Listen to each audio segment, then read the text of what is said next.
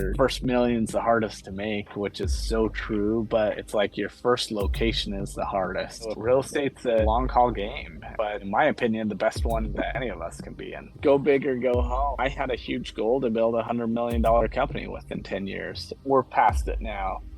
When you set out to go on a mission, you set out to change the world, save everyone. But in the end, you find that you saved yourself. Thank you so much. What a beautiful view, Matthew. I I was going to be on the front of the boat, but the wind's blowing so bad. So I'm just chilling at the back of the boat. Yeah, it's surprisingly quiet. Are you currently docked or are you guys moving? No, we're in St. Vincent right now at just on the north side in just Anchorage, just hanging out. Wow. And how did you, is the back just covered from the wind? Because I see the waves going, so it looks like it's quite a windy day, but it sounds perfect right now. Yeah, well, I'm kind of tucked behind the in into a little thing on the back of my boat, so it keeps me screened from it all. Thank you so much for your time today, Matthew. I really appreciate you. Glad to be with you. Matthew, please share with me and the audience a bit about who you are, what you do. And I know you have a long story, so we'll probably unpack it over the next 60 minutes. But please give everyone a brief rundown on who you are, Matthew. Cool. First off, most people call me Matt, and I didn't tell you this before. But yeah, I'm a simple guy. Kind of give you a quick version of this, and then you can kind of pick out what you want. But I grew up in a middle class neighborhood in Utah, and we didn't have much opportunity from my eyes. The people I was surrounded by. Growing up, I had an uncle, a very wealthy uncle, that I'd go to his house and pick weeds during the summer, and go there swimming all the time. And they lived in this big, beautiful home, and I'd see them going on vacations and stuff. So as a kid, him and my aunt were always these great role models to me of service and working hard and being smart with your money. And I always knew that is a possibility. I knew I could have anything. When I was in eighth grade, the school made all the kids that were bad or with getting bad grades or whatever, getting in trouble, and they took us all, and they said, this guy speaking to us said, half of you, by the time you're 30 years old, will be in and out of jail, or you'll be millionaires. And I remember laughing at the time and just thinking, well, that's crazy. I'm not going to go to jail. And so I guess I'm going to be a millionaire. And it was such a simple thought process for me at the time. I didn't know how it would all unfold or whatnot, but super simple process. But as time went on, I worked in the automotive industry and did paint and body work forever. And when I was 18, or 19, I served a mission for my church for 2 years in Alabama. And then after that, I started a little auto body shop, and that, I ran that for a couple of years, and it just never took off the way I expected or wanted it to. And so I one day I just said, I'm done. And I sold all my tools, just got rid of everything I had. And a lot of people around me were criticizing me and just thought that was the stupidest thing in the world. And I had no idea what I was going to do at that point. And um, so anyway, I just randomly met this guy that was going to Florida to sell pest control for the summer. And I said, hey man, sign me up. I thought, hey, a new adventure. I was living in Utah at the time. And so we went to Florida that summer and sold pest control, did great, and made quite a bit of money. And it was is crazy. It's the easiest thing I'd ever done. Go around knocking on doors and just talking to people. I'd never worked with so much ease in my life. And it wasn't easy at first because it's so hard to figure out the process, sales process and everything. But once I got the hang of it, is the simplest job. I was used to manual labor, just being so physically exhausted at the end of the day. But this was awesome how easy it was. But anyway, did that and for 2 summers, and then we got married, my wife Gina, and kind of just got out of the industry. And randomly, I started doing insurance, sales with farmers insurance, and then one day, I I was just sitting around thinking, talking, and I was like, I should try selling in Utah. So I went out, didn't have a business, didn't have any licensing, didn't have anything. And I went out and started knocking on doors in Utah selling pest control and sold a bunch of accounts that day. And I go home that night and I was like, well, here we go. And so over the next on that following Monday, me and I was doing it with my cousin at the time, and me and him pull up to our first account in a Honda Accord with tinted windows, sweet wheels on it, and the customer, I still remember the disgust that she had. She looks at us and she's like, really? Really? She couldn't believe that this is what she signed up for. And I was like, oh yeah, no problem. And just started service in her house, just walked away. And so anyway, built that company for 3.5 years, sold it to Terminex, and immediately like the next month I moved to Ohio, Columbus, Ohio, and started Greenix, the company I own now. And yeah, so there we are. A couple things about Greenix that's really cool.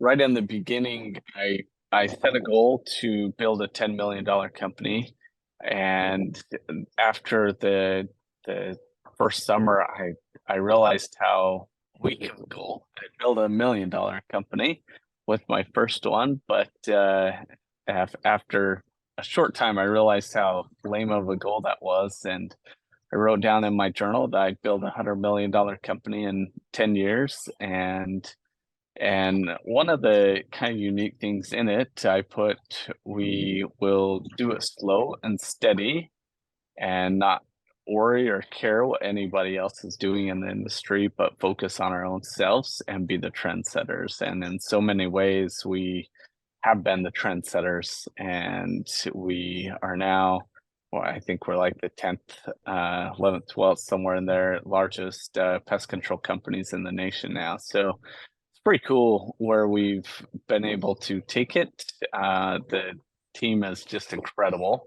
I feel so blessed to have the people that we have on our team.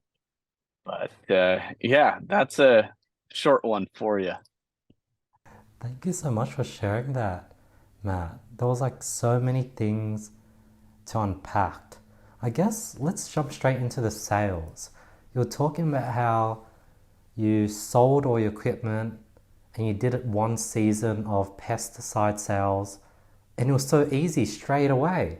Like, people struggle to do door-to-door sales. Why was it so easy for you with no experience?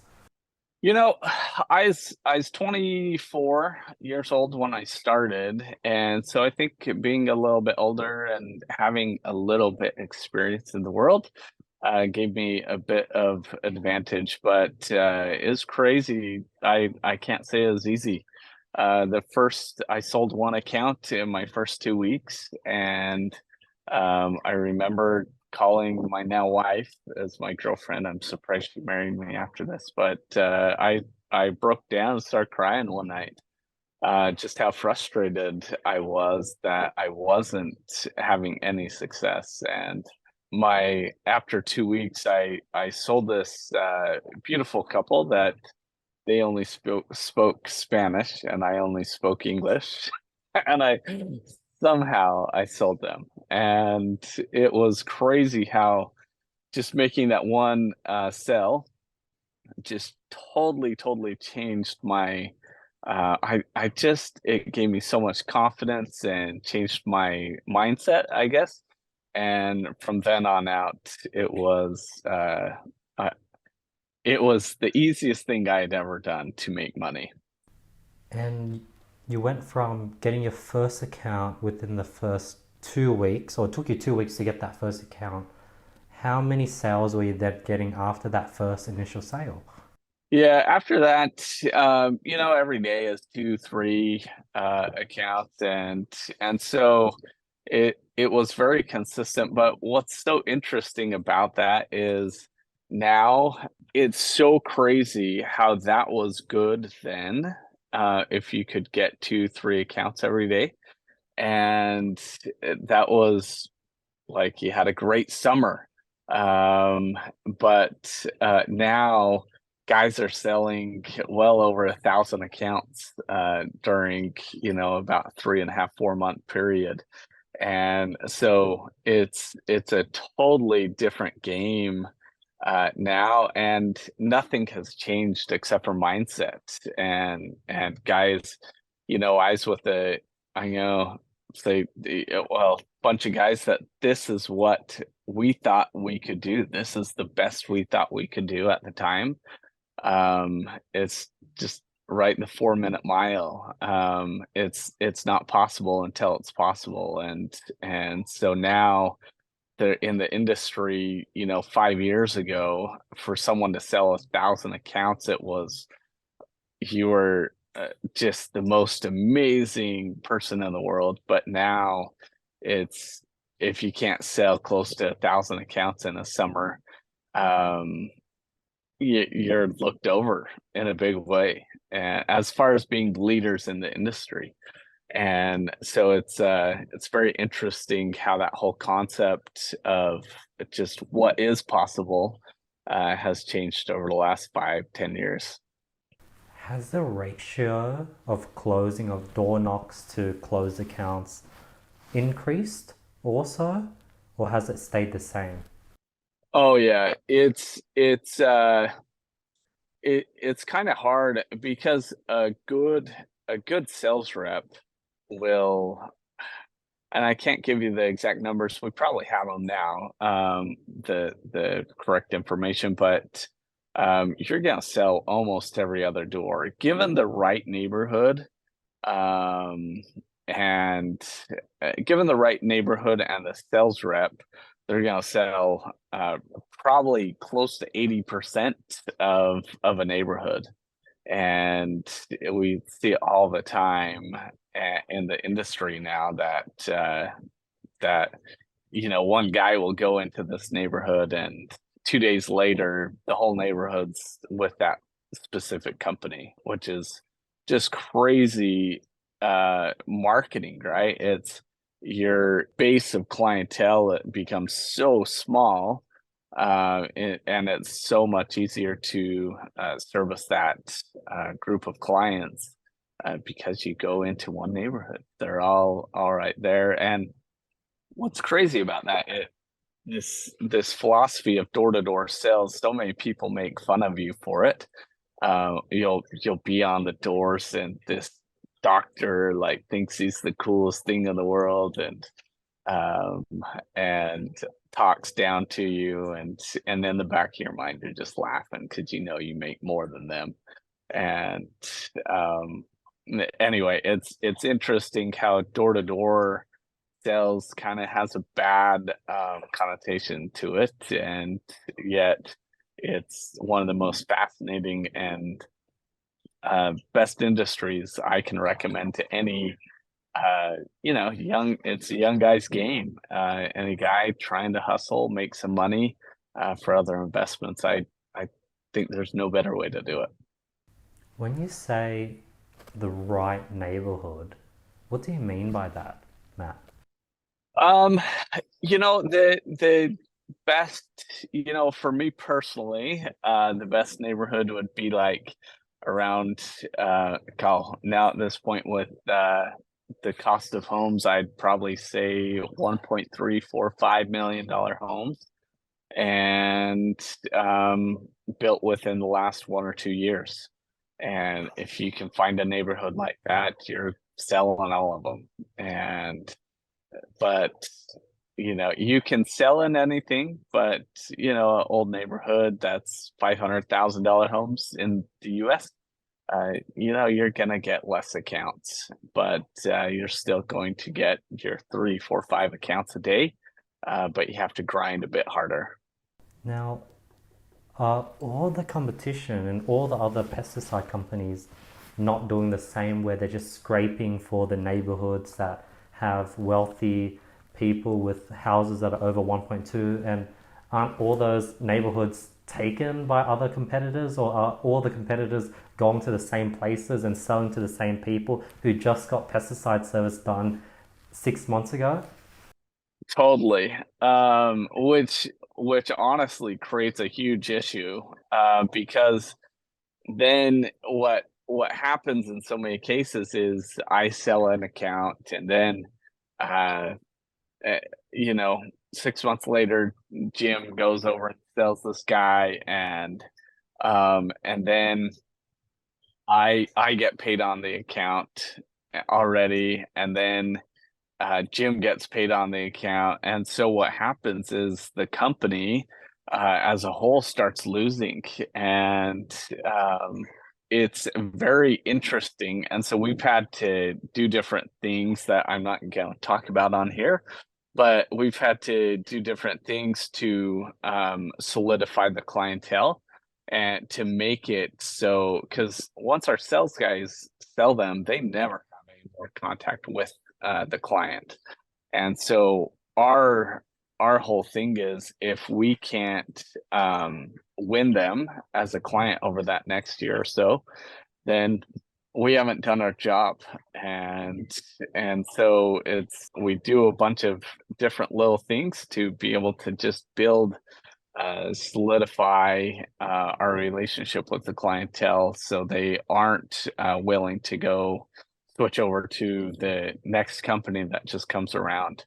And from what I hear in the industry, it's we have very solid accounts, and it's much harder to switch our accounts over than most of the other companies, probably any other company. And but yet you go to, we're not going to list any names of companies, but there's specific companies that I knock on their door, and it's music to my ears when they say, "Oh, I'm with X company," because I know for sure they're not going to be with them in 10 minutes from that point. Interesting. And something I'll say on that too is, it's so interesting. I learned this. Orkin does a fabulous job, Rollins company, with keeping their clients. And this one day I met this lady that she's paying over $1,000 a year for her pest control, and I started laughing. I was like, "What, you pay how much?" It's like, we're only this much. We're so much cheaper. And I was gonna save her like 500, $600 a month or a year. And she wouldn't switch over to me. And because all I was focused on was price. And she wouldn't switch over to me. And I that experience like helped me realize how important it is to realize price has nothing to do with it. It's all about quality. And anyway, so much more has to do with retention than price does. Interesting. And is this sales and fulfillment usually within the same company, or is that usually separate in the door-to-door space? So every company is a little bit different. We are, yeah, we service all of our own stuff that we sell, and more so in the pest control realm, it's the same. It's the same company sells it, the same company services it. But there is some. I know a lot of security in the past has been different. In the space we're in, yeah, most of the company. I'm trying to think. There are a few marketing companies that sell under their marketing name for different companies, but they still will wear, like, we have marketing companies work for us, and they'll still wear a Greenix shirt, and so they're really working for us. But And Matt, how do you balance the sales and the fulfillment and the service? How do you balance? Because I guess those are two, is your company split in the half and you have an equal amount of employees on both sides? How do you balance those two major yeah, things? that's honestly one of the you said one of the worst things that I just hate so much is the company split in half. We have the sales side of things and we have the service side of things, and it really is such a distinct split in it. And even from that standpoint, we have the sales, we have the service, and then we have our corporate. And because they don't intermingle a whole lot, geographically, and there's no reason for it, that that creates a separation that I personally I hate. I hate to see that. And it's been like this forever. And so the sales guys sometimes are mad at the service guys, and the service guys are mad at the sales guys, and corporate, whatever. It's a completely different business. You're working with a completely different group of people in each of those three categories. And it's a lot of times with the technicians, they're a little bit older, have families that they're trying to support and everything else. And the sales guys, they are younger guys in college, just hungry as can be. And um, so yeah, and we run them totally separately just because uh, they're doing completely separate things. So Interesting. And does that mean every single location you go to, Matt, you would need to get an office, hire new salespeople, hire people who can do servicing? Does that make it difficult to scale if that's the case? yeah, totally. So all the technician one of the well most of the technicians live and are from the local areas that we have our offices in, but the sales guys, most of them come from out west. A lot of the schools in Utah is where most of them are recruited from, and then we'll ship them into different places across the country. And it's wild. During the summer there's a huge flock of, I'm gonna say, Utah license plates just scattering across the country, and they just go there during their summer breaks from college, and then they go back. So we'll put them up in hotels or apartments for the summer, and so that's how they're housed. And then they will go and meet, typically um in the office, same office as the technicians.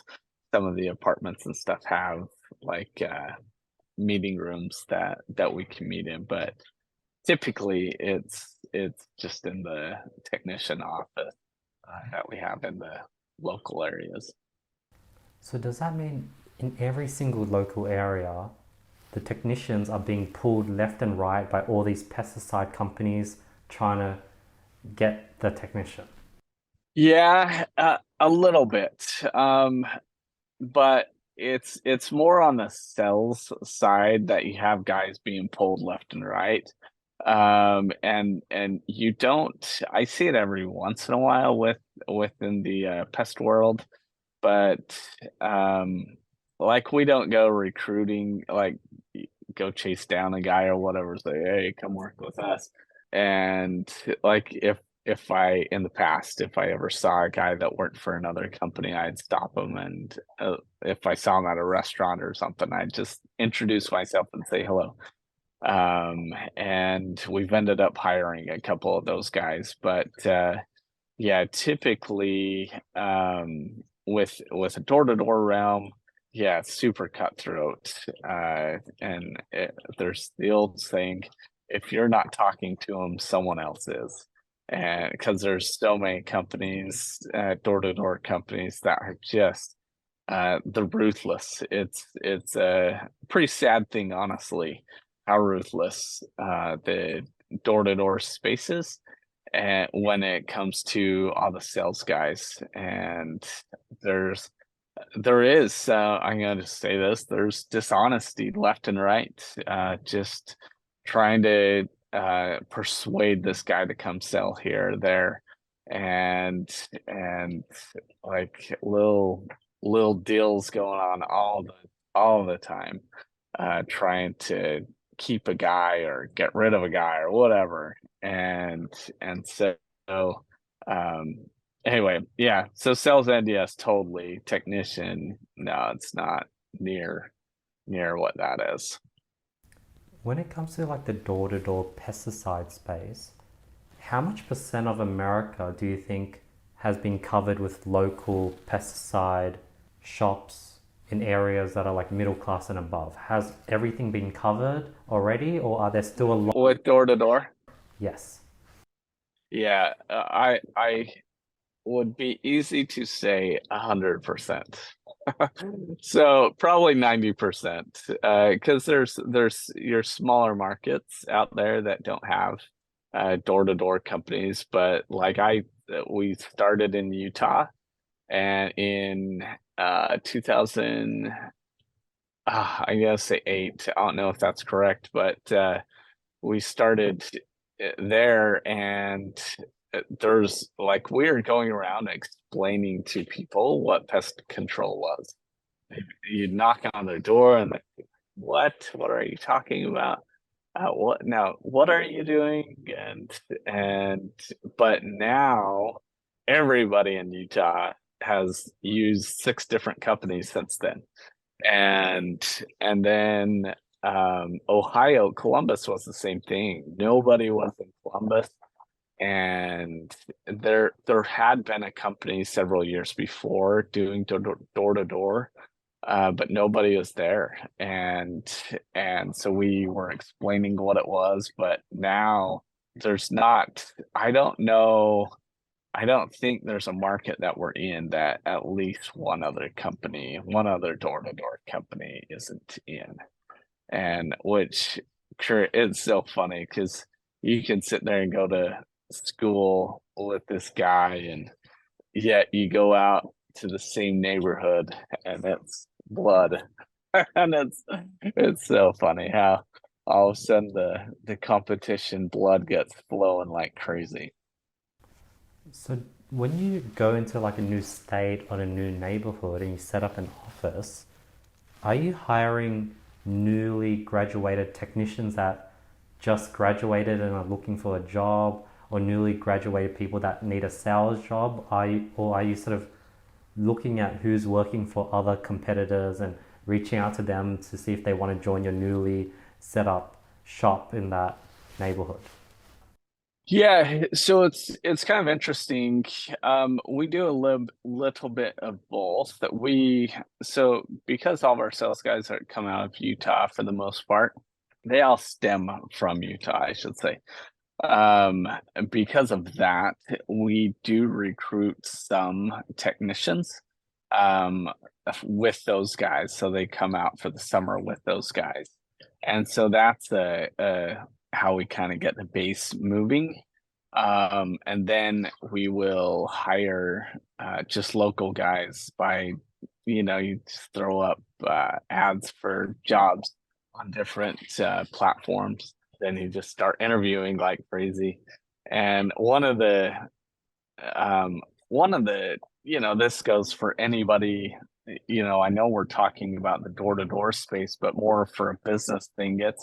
It's so hard when you first start any office because you have, I'm gonna say 3 or 4 technicians. And if one guy quits or gets fired or whatever, it just ruffles everybody. Everybody goes nuts. And and so I've found it's so hard until you get to 10, 11, 12 guys in the office, and then it becomes so much easier to establish a core group of guys that can kind of lead from the front. And then you can quickly get your other guys to follow them, and you get it to a size that you can overhire so you never fall into a trap of not being covered from your guys. And you always have backup to be able to get all your jobs done. That's so cool. Matt, how many locations and teams do you have now?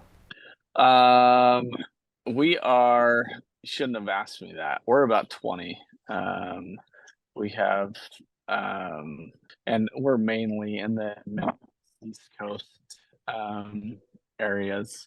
And we've kind of, expanded within the areas that we're already in, if that makes sense. And because there's the crazy thing, Utah it's a small market. And so I'm so glad to sell and get out of Utah, because to expand from Utah, you have Denver, or which is miles and miles away, and or Boise, Idaho, or Las Vegas, Nevada, and they're all these really far places from me. And but in the where we are, on the East Coast, Midwest, whatever, it's amazing how many more people are everywhere. And so I feel it's been way easier to be able to grow our business in those markets. How do you decide between scaling deeper into one state and trying to get a larger percentile of your current neighborhood versus broadening out and opening up in new markets? Yeah, it is hard, kind of. It's I shouldn't say it's hard. It's not hard. When you look at the math, you realize that if you can keep a guy in one neighborhood all day long doing all the servicing, then you win.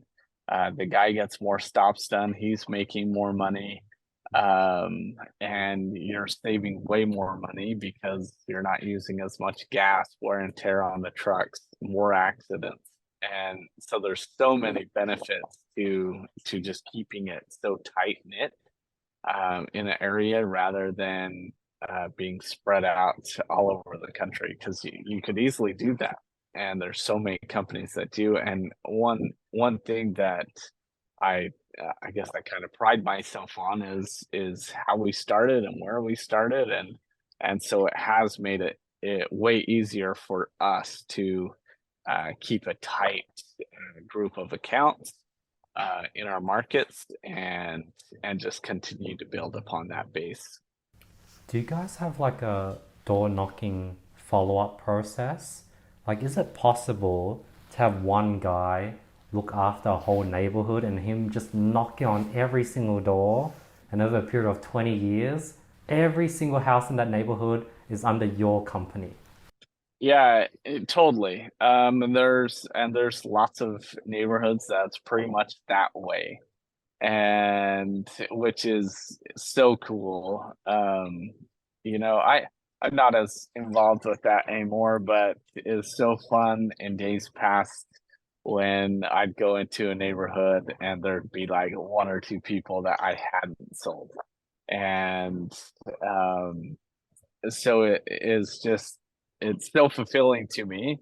And now to look at our maps where our clientele are. It's so cool to be able to see how densely populated the different neighborhoods that we're in. But yeah, What's your biggest tip when it comes to follow up? Is it knock, only go back to the same door after each month? Is it coming back with value? Is it sending letters? Like, how would a sort of salesperson slowly take market share within a neighborhood over a long period of time? yeah, that's honestly, I think it goes back to what we talked about earlier. Is goes back to your service, because you can sell these accounts, but they're only so good if you're servicing them and keeping them. And so, if your technician is keeping them, then it's easy for the neighbor to see, oh, Jimmy's been servicing that house for the last 10 years. Ah, I gotta give them a try. And when they get mad at their bud guy or whatever. And so it just over time, if you have good technicians, it just builds that way. And one of the I guess pitfalls of summer sales door to door companies in general is they grow so fast. And so this, I'm gonna say a neighborhood with 50 homes. This year they have 20 homes in that neighborhood that are your accounts. And then the next year they have 30 and then 40. And so those neighborhoods grow.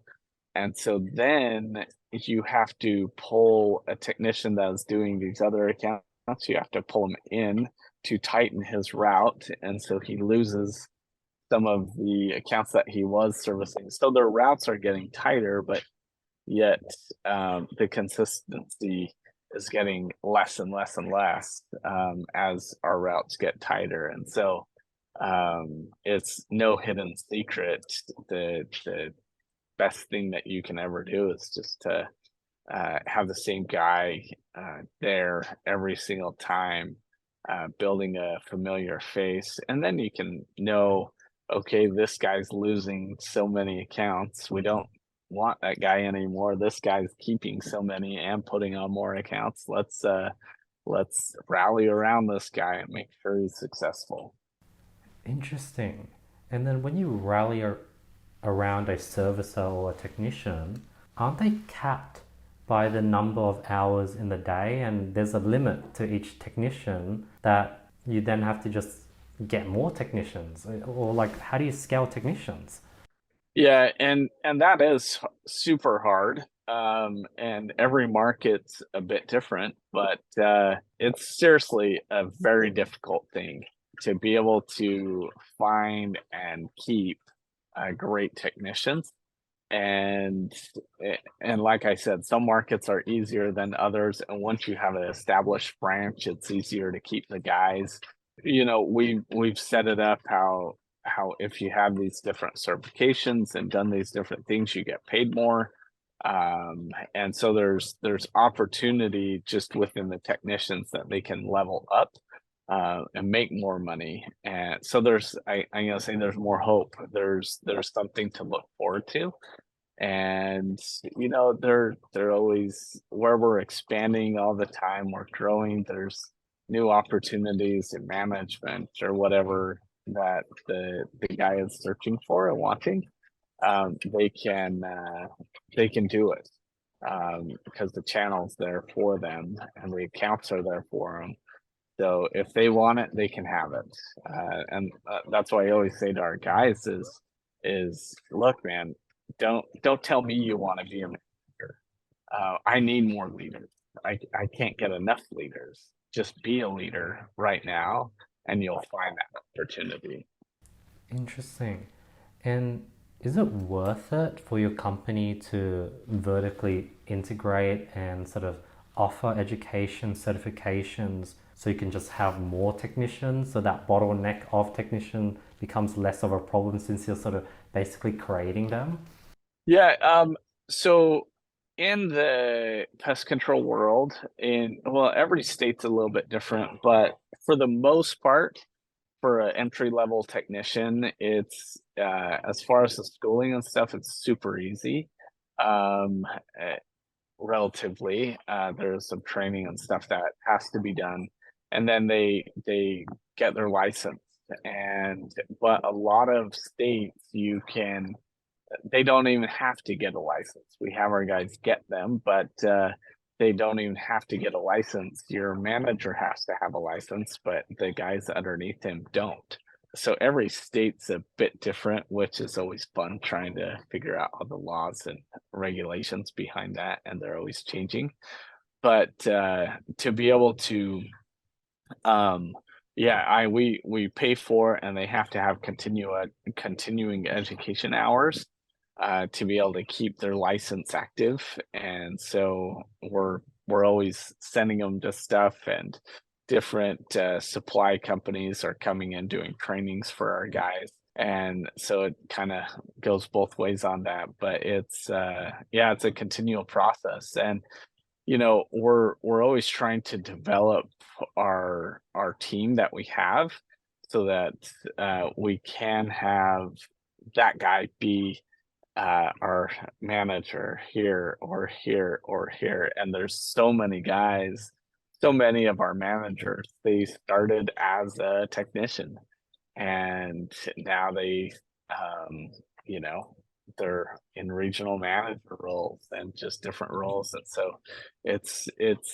fun for me and fulfilling to me to see how we've been able to take this guy that I'm gonna say grew up in a rough part of town and didn't have much hope in life, to be able to take that guy and just transform his life and be able to help him understand, look, if you just stay focused, here's what can happen.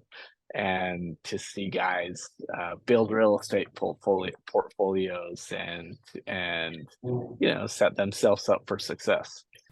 What are the KPIs you set for technicians? Because I know for sales it would be like, different numbers on how many accounts they'd want to close each month or each week. But are there any KPIs for technicians?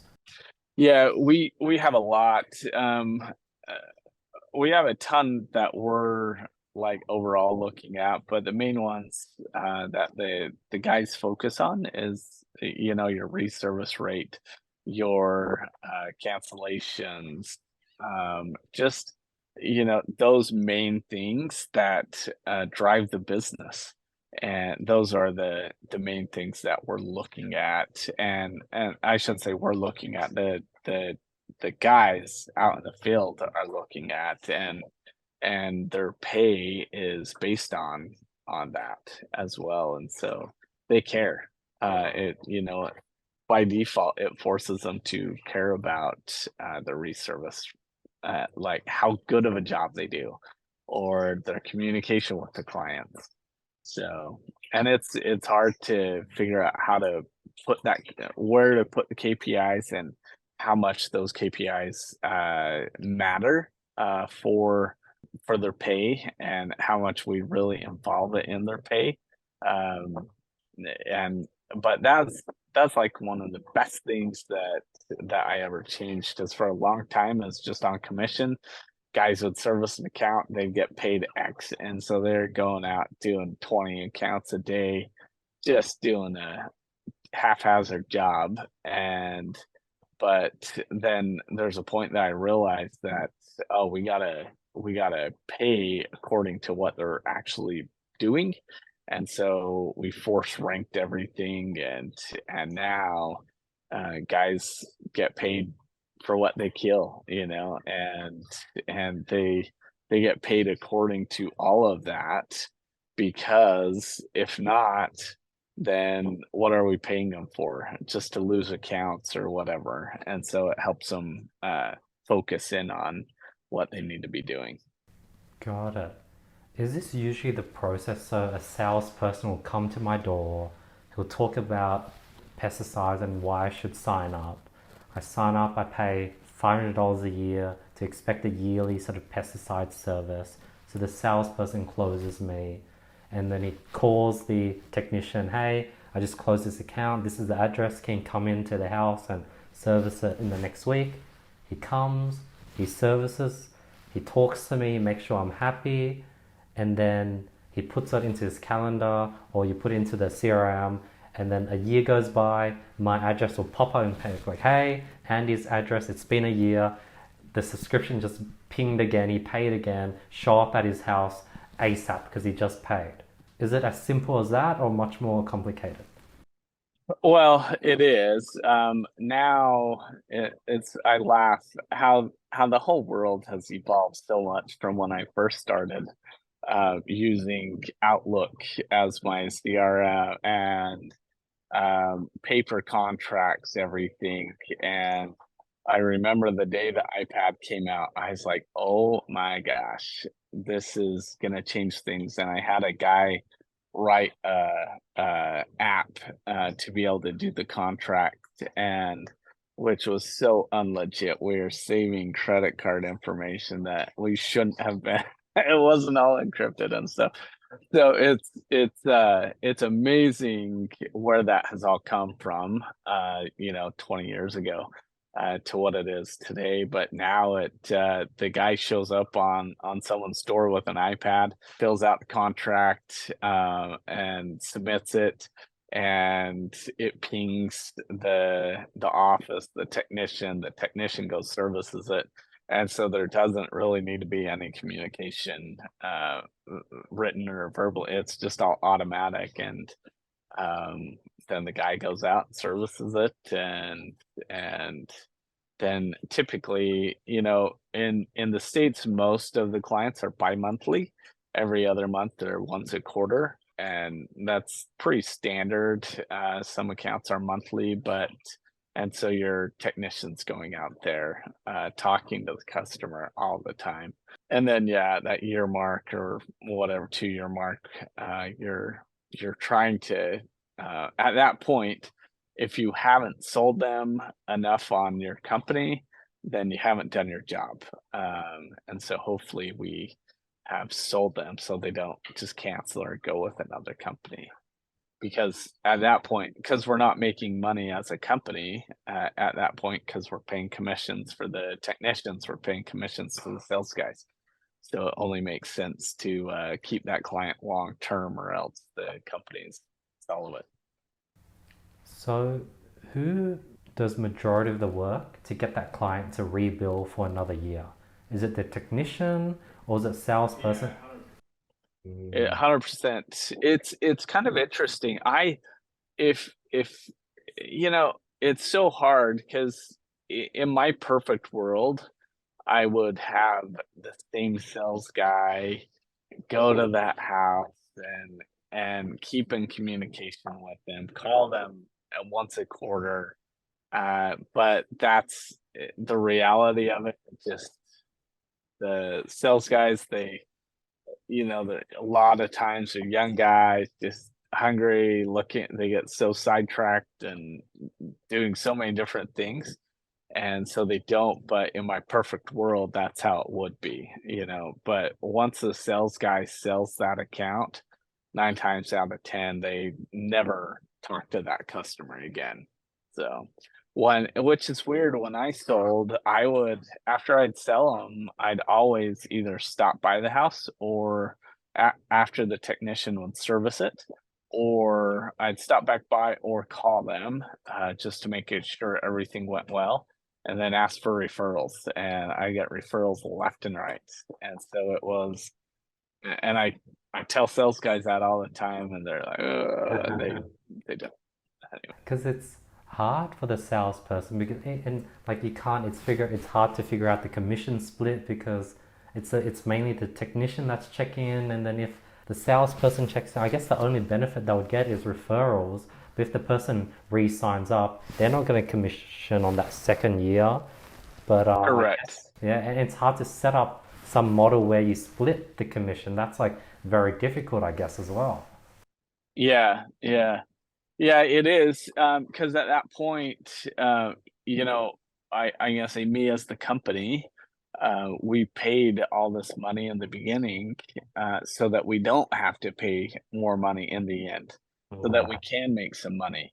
And so at some point you have to make money, right? Or else and honestly, for 10 years we didn't make money, because we were paying so much in commissions. We were just, and and so and finally we stopped commissions, and like we kind of, and it pushed off all of our sales guys because we're every year we had to take out a little bit more debt, a little bit more debt, a little bit more debt, a little bit more debt, just to keep up with it. And you're sitting there growing this just killer company, but your debt is always just sleeping, ready to eat you alive. It's hard. It's hard to find that balance, and that's why you see most summer sales companies, door to door companies, they become insolvent. They have to sell because they grow so fast, and then they can't afford it. Um, and so they sell at a discounted rate, and it's hard. They get big eyes, and I was there too, and so I can't say anything bad about any of them. It's just it's the nature of the beast. You end up paying too much in commissions. And now, from when I first started, the commissions have more than doubled in some cases. And so it's just the amount that's being paid out to these sales guys is incredible. Never been a better time to be a sales guy. Interesting. And how did you solve that debt problem? For like 10 years, you kept borrowing more and more money. How did you get out of that vicious cycle, Matt? Um, it is kind of interesting. Before we started coming to needing to re-up our debt, and is always a concern whether or not they'd even give us more debt or re-up our debt, because it's hard money that we had. So we're paying like 13% interest, and um, you know, talk about eating you alive, the worst cancer. My whole life rode on this. And so I realized that if we stopped growth, we could be debt free within 1 year. That's it. And it was like a huge humbling thing to stop growth.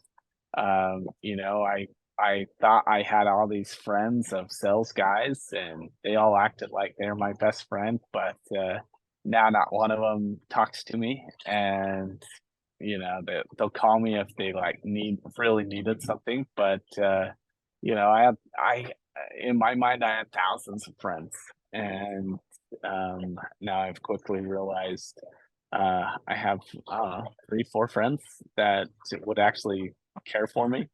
So, and because one day I'll just share this. I woke up. I had just a nightmare. I woke up sweating, and I woke up in a panic of the debt I had, and I realized that I had to become debt free, and it's as simple as that. And so I immediately I said, no, I'm not signing up for any more debt. We're done. At the end of that next summer, just told all the sales guys that we can't pay as much as we've been paying. And if you want to work for us, great. If not, great. Love you. See you later. And so they pretty much all left, and so we've been slowly rebuilding that. But now at this point, it's our sales portion of the company is such a small portion of who we are as a company, which is the biggest blessing, because now we're a stable company. We're an actual company rather than this summer sales company that just puts on a bunch of accounts. Do you give your technicians a ton of sort of custom service sales type training, because they're sort of basically doing sales every single bi-monthly sort of visit, and they're basically trying to subconsciously make sure that the account re-ups next year. And but then they're technicians, they're like techie people. So like, how do you balance between having them be good at their job but also teaching them to be charismatic and subconsciously sell that next re-up? And I guess there is the commission, but like, aren't technicians like very introverted? Yeah. And you've hit it right on. That's a $1 billion question. And is how do you get your technicians to change their mindset of being a technician, just showing up to the job, going and doing it, to actually saying, "No, I have this awesome opportunity, to make a ton of money," and, our guys make, 20, 30,000 to 100,000. So there's a huge range because some guys get it and some guys don't. And so that's kind of what I was saying before is it's nice to have the more guys you have, out of 10 guys, you'll have one guy that is a superstar and that kind of gives everybody something to look at, um, and achieve. But so many guys, like you said, they just don't care, and we preach it, we talk about it, um, and my thing is, I always have thought, I read a book. I can't even remember what the book was, but it talked about the importance of finding the key indicator that will get you to the best lag measure indicator. And I realized that sales was the biggest key indicator of success with technicians because if a technician is willing to sell, his customer service is good. If his customer service is good, his retention is going to be good, and it just goes on and on and on. But it starts with that being uncomfortable, to sell an account in the first place, and how to get that group of guys to do it is not an easy task. We're always trying to refine that, trying to get better at it, and we've done a pretty dang good job, but it has a long ways to go. Is there such thing in in that sort of industry called like people who are hybrids, where they're both the salesperson and the technician, where they literally get the kill, get the account. Since they've put in so much work to get the account, they're going to do an amazing job servicing it and keeping it for as long as possible. Yeah, yeah, and we do a lot of that, and um, and once again, some guys they want to do is service. That's it. They don't want to do anything else.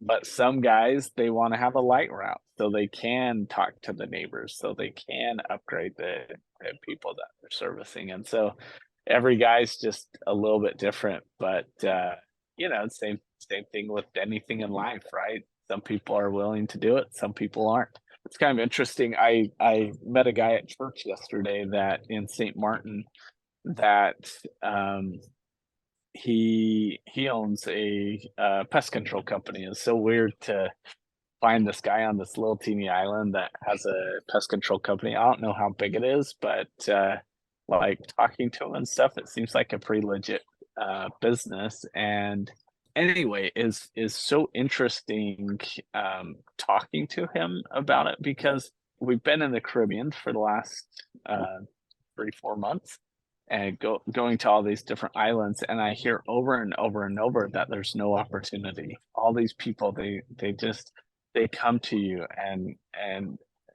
some of the guys helping with the boats and stuff, they'll almost beg for a tip or money, whatever. And they say how there's no opportunity, and I started to believe it. That and I do to a point. I believe that some places in the world you do have more opportunity, but being on my boat, I met so many people that are from pretty much every country at this point, that have just found it within them to find success. And like this guy, he grew up here, he found success, and yet there's so many people that will just sit around and wallow in their misery and say, "Oh, the government. Oh, this. If I only lived in America." And we hear that all the time. The American dream, the American dream, the American dream. And it's like, well, I'm not so sure about that. I know many people in America that won't give the American dream a thought. And so let it, so as a keynote speech, right? Let it be your dream, whether it's Australia or France. Or I met a guy last night from France that is living the French dream, and so it's pretty amazing to kind of see that, and so it goes back to what we were talking about. The technicians, some of them, they want that dream. They want that $100,000 a year job, and they want that stability.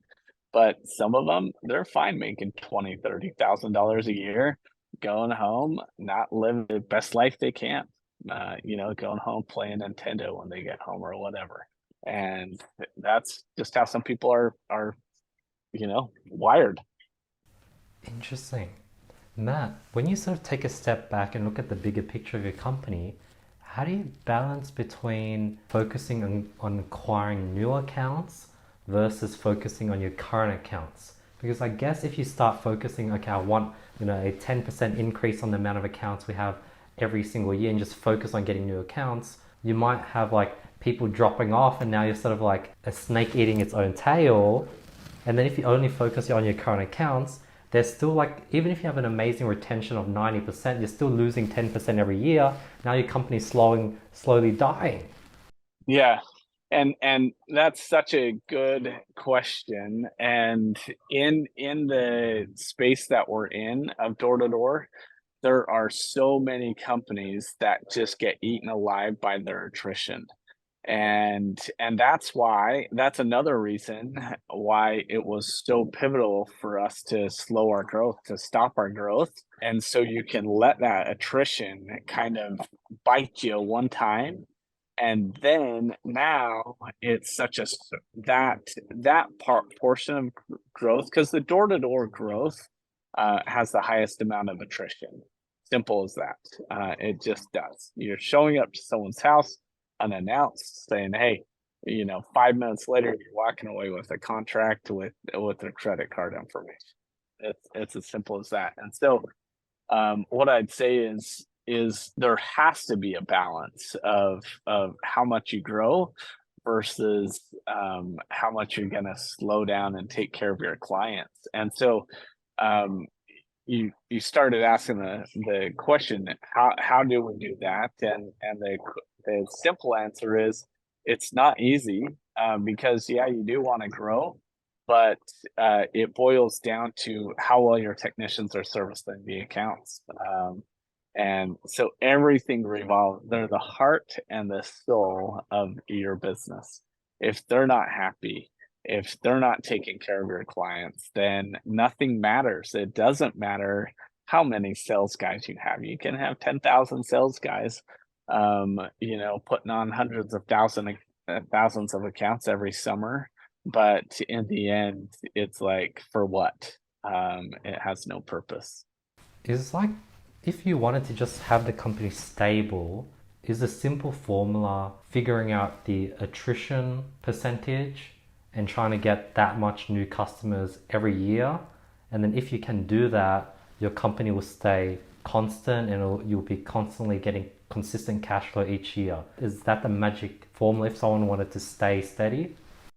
Totally. And so that's the question, right? Is go big or go home is the old saying. And so it's hard. I had a huge goal to build $100 million company within 10 years. And when I saw that goal coming and realizing that all this debt kept getting more and more, it's like, no, we have to stop. We have to stop, because one, our debt will kill us, or our attrition will kill us. Take your pick. And so by stopping the growth, it just made it possible for us to, one, breathe, because we're not so focused on putting on all these new accounts, and we can just take a breath and be able to focus on the actual business and making the business, the heart and soul of the business, better. I've told, and I'll tell everybody this, is the best thing any one guy could do is go out, sell a couple of thousand accounts, and and just service those accounts yourself. And you got $1 million business, and away you go.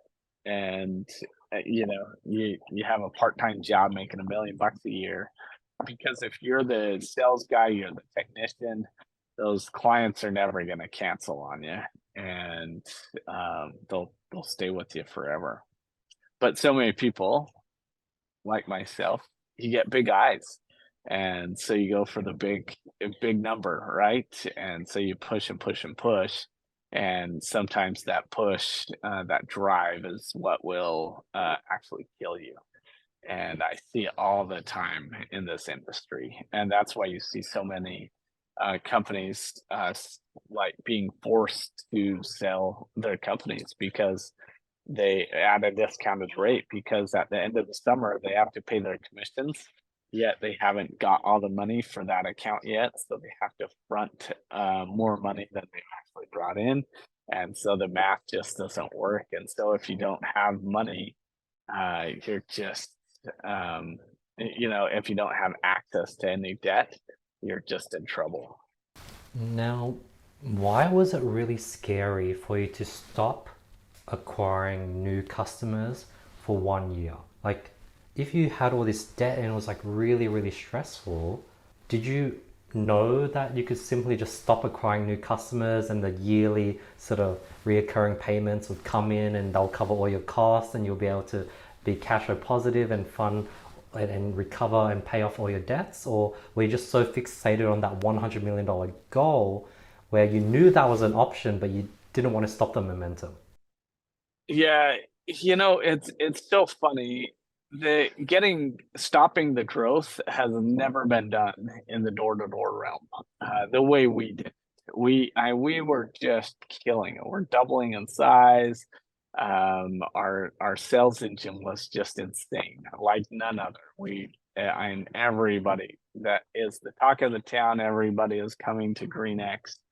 And so for us to stop that was like a huge disruptor in the industry. But mark my words, you will see many other companies do what we've done over the years, because they will realize that, at first is so funny. I had this guy, I don't even know what company it is, some guy I've never talked to, calls me out of the blue, owner of a different company in Denver, Colorado, and he's like, "Hey, man, I hear you got rid of your sales guys, and you're running into some trouble." And I because I didn't know the guy, like, yeah, we're going bankrupt, and yeah, it's bad.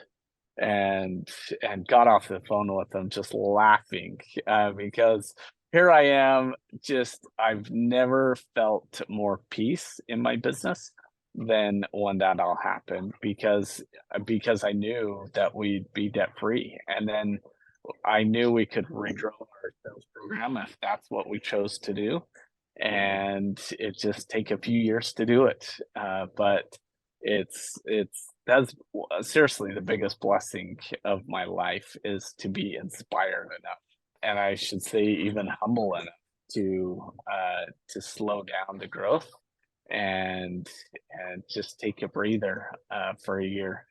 And we still had other sales avenues from the technicians and online and in-house stuff, but so we were still growing, but we weren't doubling in size. Interesting. And Matt, within this door-to-door space, how come it's not like a sales company where you have full-time sales employees and you hire them and every year you have more and more, but it seems like sort of it's like seasonal, you have people come and go, and then each year you have X amount of salespeople sign up, and when you drop the sales commission, less people signed up. You didn't have like a solid 100 people that worked every single year all the time. It is the weirdest thing. Once again, it's like, back when I was selling, if you sold 200 accounts your first summer is amazing.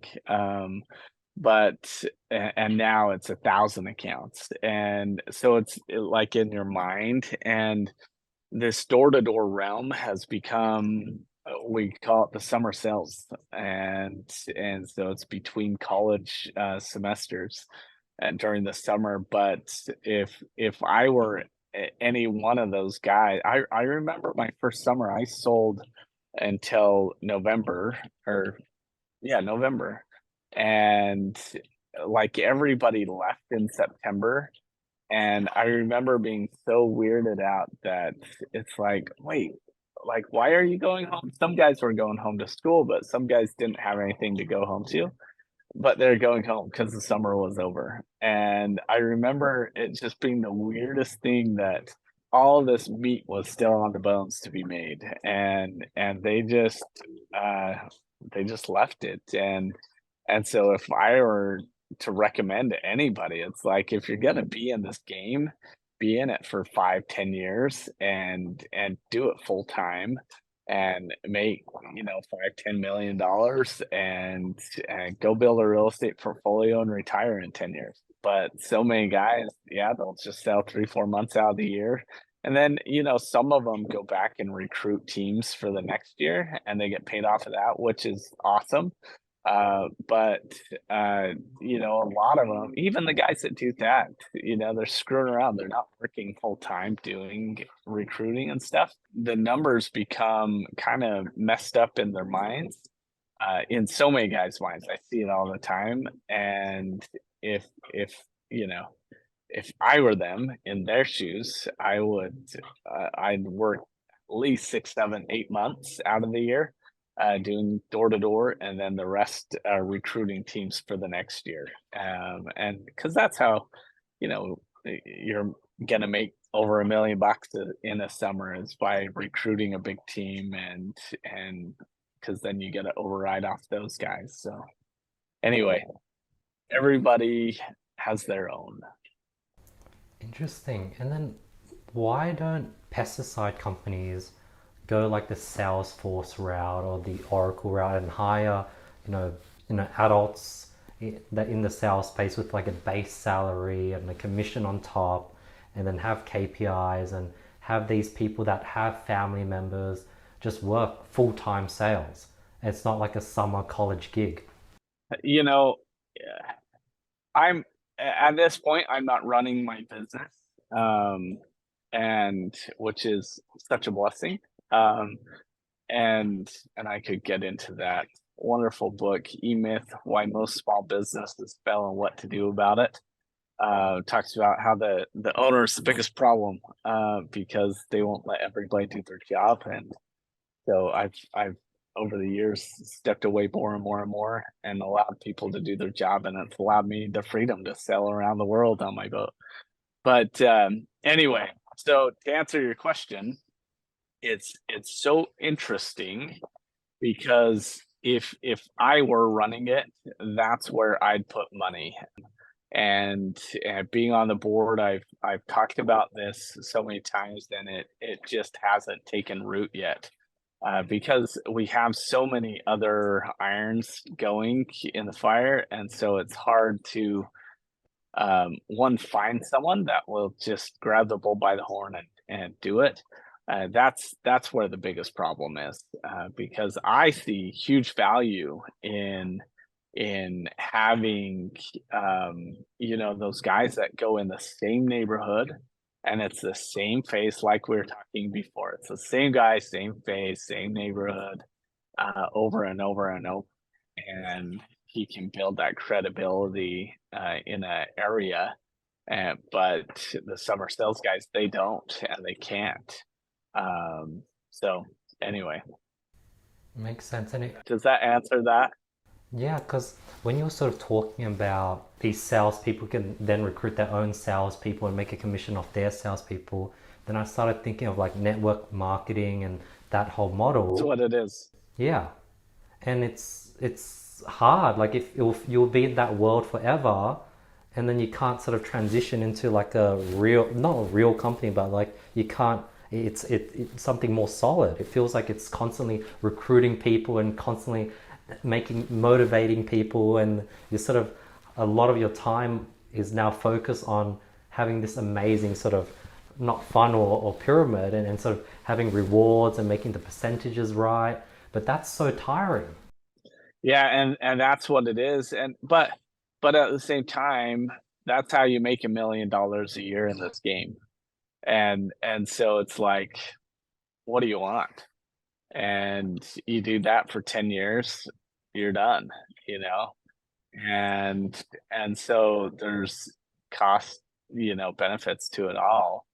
And yeah, it's hard to it's definitely I'm gonna say the golden handcuff, because once you get into this industry, there's no getting out. There's no getting out because you make so much money in such a short amount of time that you can't. Once you've made, I'm gonna say, $50,000 in 3 months, you can't then go work for, I'm gonna say, KPMG, at making $60,000 a year working 15-hour days. You just can't.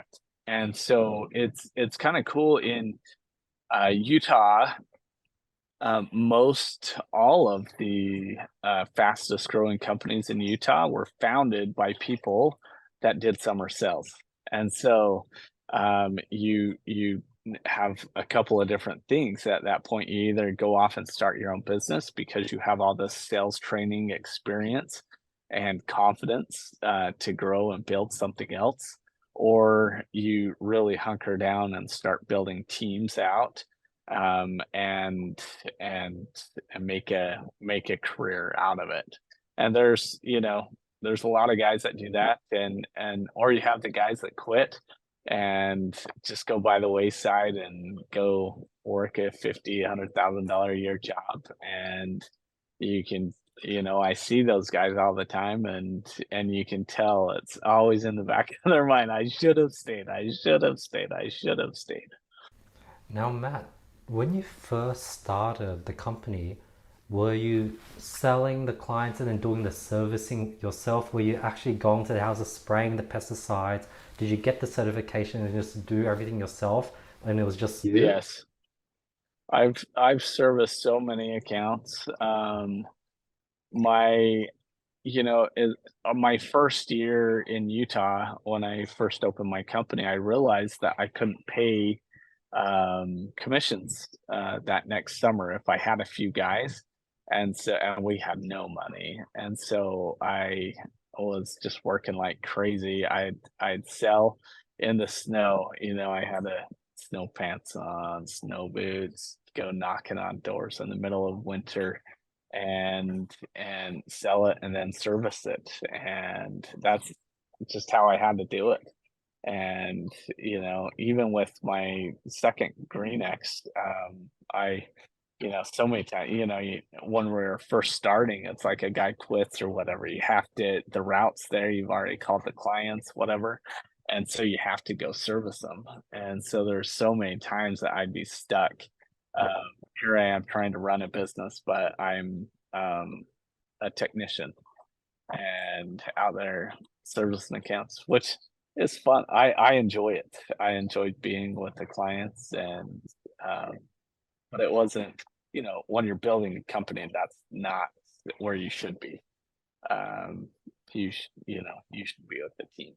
Now, Matt, when you first built Greenix, did you go ahead and hire and have commission only salespeople straight away? Or why couldn't you just simply spend a year of selling all on your own, servicing all on your own, hit capacity, hire the first technician to service all your accounts? Once that happens, do more selling, get more technicians, cap up the sales, maybe bring in one commission only salesperson, and then bring in the second and slowly scale it like that where there's no risk. Yeah, it's like you could get the same lifestyle doing it that way. Um, and or you go big. And like, looking back, I should have, the easier, less stressful way would have been to grow at a much slower pace. But I had $1 million and from selling my business, and it was like, so I had some liquid cash, and we we moved to Ohio and bought a small townhome, and so we lived very frugally, and so we had all this cash to be able to invest in the business, and but still in the end, it took many more $1 million than what I had to be able to do it. So I had to go to hard money lending to get the financing for it, which is a fun game in itself. But if I were to tell anybody what to do, give them my advice, it'd be, yeah, just do it. You and one other guy, and just go out and sell a few accounts and keep it super small and do that for 4 or 5 years, and then you know you got your solid base and away you go. Interesting. But How old were nobody you? does that though. How old were you when you sold the Terminex company? Terminix company, yeah. 30, just is right before I turned 30. And tell me, like, was Terminix a similar pesticide company? Was it your own? Was it a branch of a bigger pesticide company? What was the story behind Terminix and how is it different to Greenix? Terminex is one of the you know, they're one of the largest pest control companies in the world, and so they um they're a huge buyer with in the world. That's once again their attrition. They're publicly traded, and so they have to do what they need to do to keep their profits up and everything else. So they're buying companies all the. That's their way of doing business. Is they go around and buy companies, and they can buy companies like mine at that time for, I'm gonna say, a discounted price, because it, you know, we had a little over $1 million in revenue, and so it's just a small company, and they know I'm just some naive kid that whatever hasn't done any deals before, and so whatever, you know, it's water under the bridge. But did I get the most money I could have? Not a chance. But for what I had, sure. Okay. Yeah. So it's kind of interesting to see now how big we are. Now we're you know, who can buy us? There's only a couple of companies that could actually buy us. Is Terminex, do they have the money to even do it? And so, and the bigger you get, obviously, the more you're worth. I Orkin trades at 7, 8 times revenue, which is incredible. What was the name of your previous company that you sold to Terminex? The Spiderman, Ah, best name ever. and So is so funny. Everywhere you'd go, you'd be a celebrity. Like if people would see in your Spider-Man shirt, hey, Spider-Man. So it was awesome. and the Spider-Man, you started that from your own, on like from scratch, from zero, and you serviced, you did the selling, everything all on your own. Yeah, well, I actually had a cousin that had started this business prior, and this pest control company. I think he like started. He put ads in the newspaper and stuff, and he was making like $2, 3 thousand a year, and so it's just like, you know, something you do on the weekends, go service a few homes, and so he and I did it together for gal seems like it was about a year or so, and then I ended up buying him out. There's a point that I realized that we are gonna have to start bringing on some debt. I actually had to refinance my house to be able to pay commissions to the sales guys. So one day I was just like, "Hey man, you buy me out or I buy you out," and so I ended up buying him out. Got it. And prior to that, you did some summer jobs selling for another pesticide company.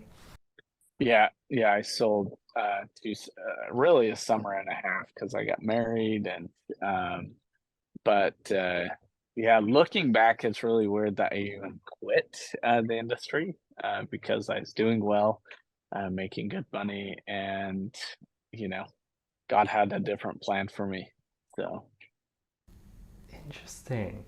And then how long after did you then create Greenix? Was there a non-compete upon selling the Spider-Man that you had to sort of follow, or could you just go off and just create a new pesticide company? yeah, no, there was a non-compete. It says in the area and whatever that means. So we still could have been in Utah, but my wife and I just looked at it as an opportunity, a fun adventure, to be able to go explore the world a bit, and so we moved to Columbus, Ohio. But yeah, I was, I can't remember the exact dates, but I was out in Ohio selling within 30 days of closing on my business. So is wasted no time. And then did you do anything differently starting Greenix versus how you started the Spider-Man? Yeah, in so many ways. Yes, I'm so glad, just from the service standpoint, was different, and how we are paying the technicians, how we are paying the just everybody. And it was so freeing to have a brand new company, brand new culture. Um, and you didn't have the so and so in the office causing the drama anymore, and I learned a lot over those 4 years, and learned what I did and didn't want in a company, and so it was pretty sweet to be able to have a fresh start. And that's, a lot of people, they say your first million's the hardest to make, which is so true, but it's like your first location is the hardest. Your first employee is the hardest. It just goes on and on and on. The bigger and the more you do it, it just becomes simpler and simpler to do. And currently with Greenix, are you the sole owner and is it like a privately held company? Yeah, so about I had a partner buy in 4 years in or 3 years into it. And then we actually have a private equity company bought half the company, about 2 years ago. It's crazy to think about that. So yeah, so they're 50% owners in the business, and they've been awesome. They're out of Texas, Riata. So so yeah, we're a privately held company. And then the company that bought you out, are they just sort of an investment fund or are they like a bigger door-to-door sales pesticide related company?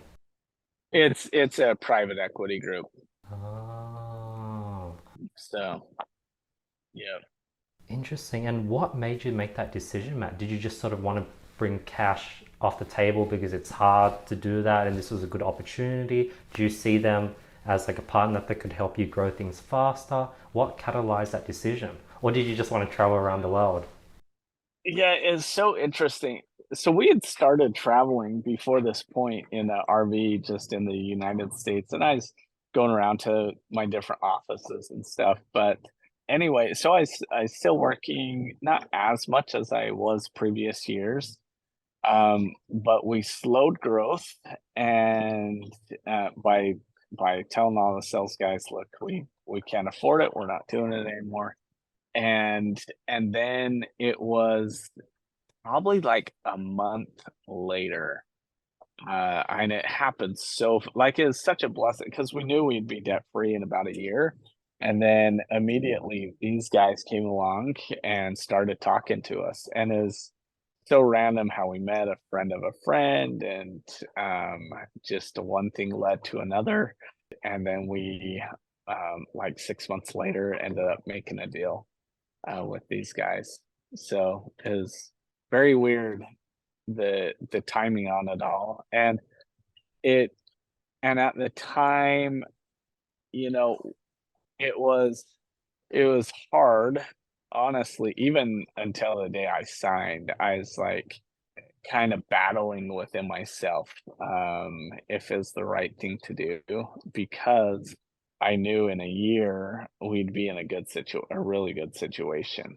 But bringing on this private equity group, these guys have brought such a high level of accountability, and just they've made us such a better company, because of that. And, that's what they do, and we still run the team and stuff, but it's a true joint partnership. And I'll put a plug in for Riata. They've uh, they've seriously been a way better private equity group than I could have ever imagined. They're all great, honest. They they get the business. They're not just ruthless players, and they care about the people. They want to see it continue to grow. So it's such a blessing to us to be able to take money off the table, and because we have pretty much our whole lives wrapped up in Greenix, so it's nice to pull money off and diversify our portfolio of life. Got it. And you were sort of also mainly looking for them to sort of boost the growth because you already had the traveling, you already sort of moved yourself out of the business. So you sort of had the dream life, having this sort of highly, this cash cow, and you were traveling. But I guess with the private equity firm, they could take it further. You were able to diversify, and that sort of that was probably why you made the decision, I guess. Yeah, and it's it's so hard to it's hard to know when to sell, right? And but at the same time, we almost had a deal done like 2 years before, and I was super bummed that that didn't go through. But now it's like, oh my gosh, I'm so glad that didn't go through. But it's just interesting. I don't know. Everything just felt right, and so I'm glad it happened, and glad everything has panned out the way it has happened. So yeah, I don't know. It's one thing I would say that I think a lot of people don't really think about is once you have other partners, it could complicate things big time, but having strategic partners brings such a value to the business. And yeah, you don't have the whole pie, but as one of my partners always says, would you rather have a small piece of $1 billion pie, or the whole thing of $1 million pie? And it's like it makes a lot of sense to have strategic partners to be able to help you get to a better spot.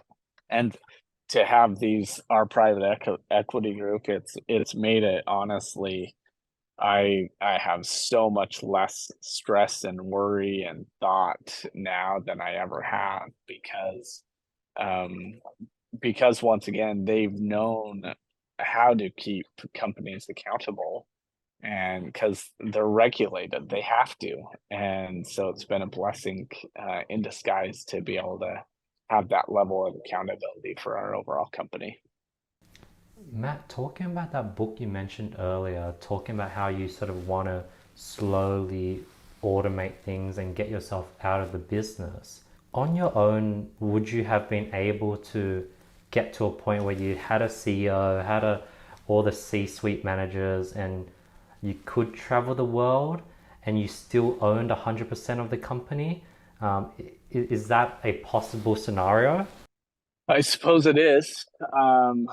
But I also would say no. I actually, last year in Greece, I met a guy that I was trying to help him with his business, because he owned 100% of his business as some type of real estate management company, but he owned 100% of it, yet 100% of it, yet he had one guy that was kind of running everything. He was running everything, and he was complaining to me that he doesn't take ownership and stuff, and I said, "Well, didn't you tell me you own 100% of your business?" And he's like, "Yeah." I was like, "Well, yeah, obviously he doesn't take ownership." And he actually went back. I haven't talked to him for quite a while, but he went back and gave him ownership of it, and it's awesome to do that. And it's, giving ownership has brought so many hard things for me, but at the same time, so many blessings. I have this another little short-term rental management company that I've given away half the company. But it leaves me with very little thought on the whole company. I don't have to worry about it because other people they're deeply invested in it and they care for it. So it's so I how do you dice that up? And one of the biggest lessons I've learned is do that over time. If you're gonna give equity, do it over a 4 or 5 year period and have it strictly on different KPIs that they can earn. Um, uh, because if you just give someone ownership, it 9 times out of 10 it turns into a bad relationship, at least for me. Are there any scenarios where, let's say, they have to hit four different milestones over 4 years to earn that 5% equity, and after the fourth year they hit the 5% equity, now they've gotten all 5%, they sort of slack off or ease off, or like now they get comfortable, it's like, I got 5% now, whatever happens, I own 5% of this company. Yeah, it's pretty heartbreaking. I have a guy right now that everybody complains about, and there's not a whole lot I can do. He's been here for quite a while. He earned his equity, but he shows up at 11 o'clock, leaves at 3, and tells everybody he's doing this, but he's doing this like he's just so uninvolved, and it's super sad. And I can see it in him. He's not happy because he knows he's taking advantage of the situation. Just he goes golfing every day, and um, that's an exaggeration, but it's it's sad. But most I really only have one guy that's really been like bad in that realm. But most everybody has that we've granted it over time have been awesome, and turned into like real key players with us. Got it. And like, it's not possible to put in a clause where you can possibly buy back the equity if they don't do X and X and show up X hours. You can't do that, can you? Well, you could, right? But when you're working out these deals in the beginning, I'm stupid, uneducated, and I never thought about the worst case scenarios in so many different situations, and so it's anyway. The older I get, the smarter I get. With so much, I still make stupid decisions all the time, but um, yeah, it's hard because if you don't have all those clauses, then you're just like we're stuck with this guy, and we could buy him out, but at this point, it's so much money that it's not worth it. What are some clauses that you set post, 4 year milestones? Are there some clauses that you now set to prevent that from happening again?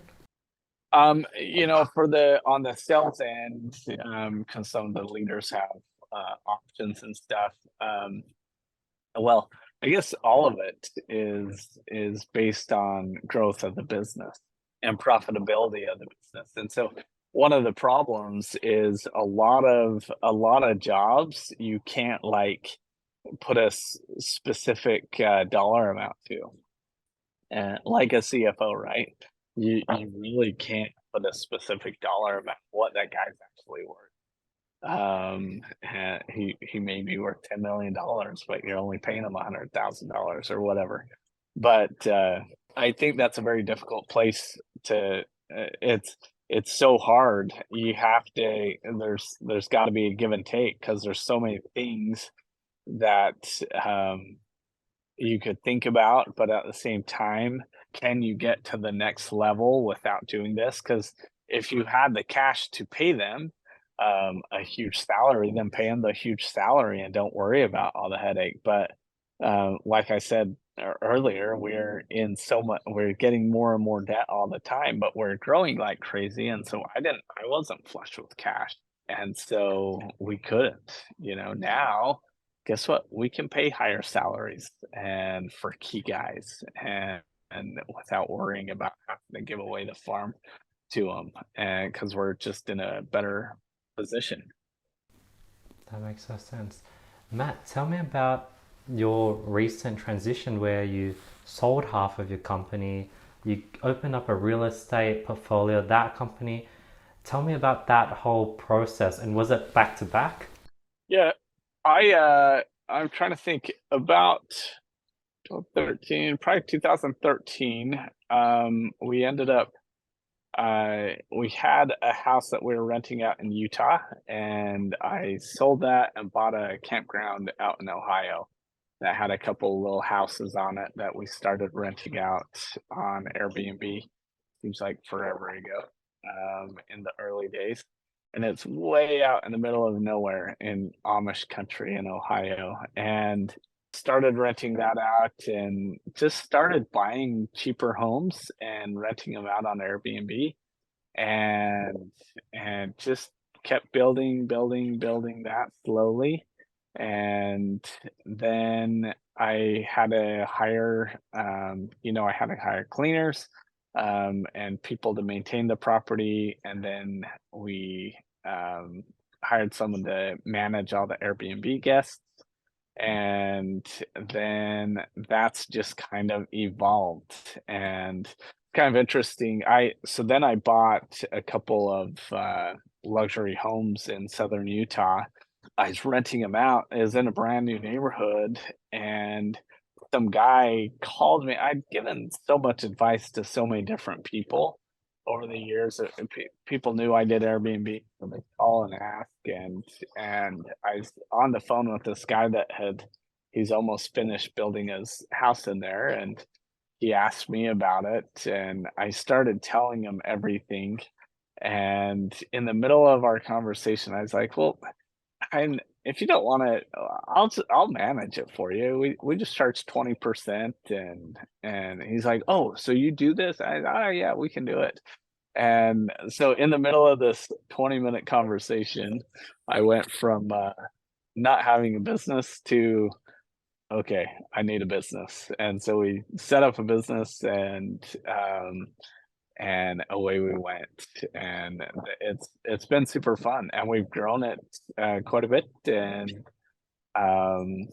yeah, it's been a really interesting, and the market has been interesting through COVID. We had a huge uptick in reservations and pricing, and then now we're at pre-COVID numbers again, and so it's been fun to juggle the clients and figure that business out.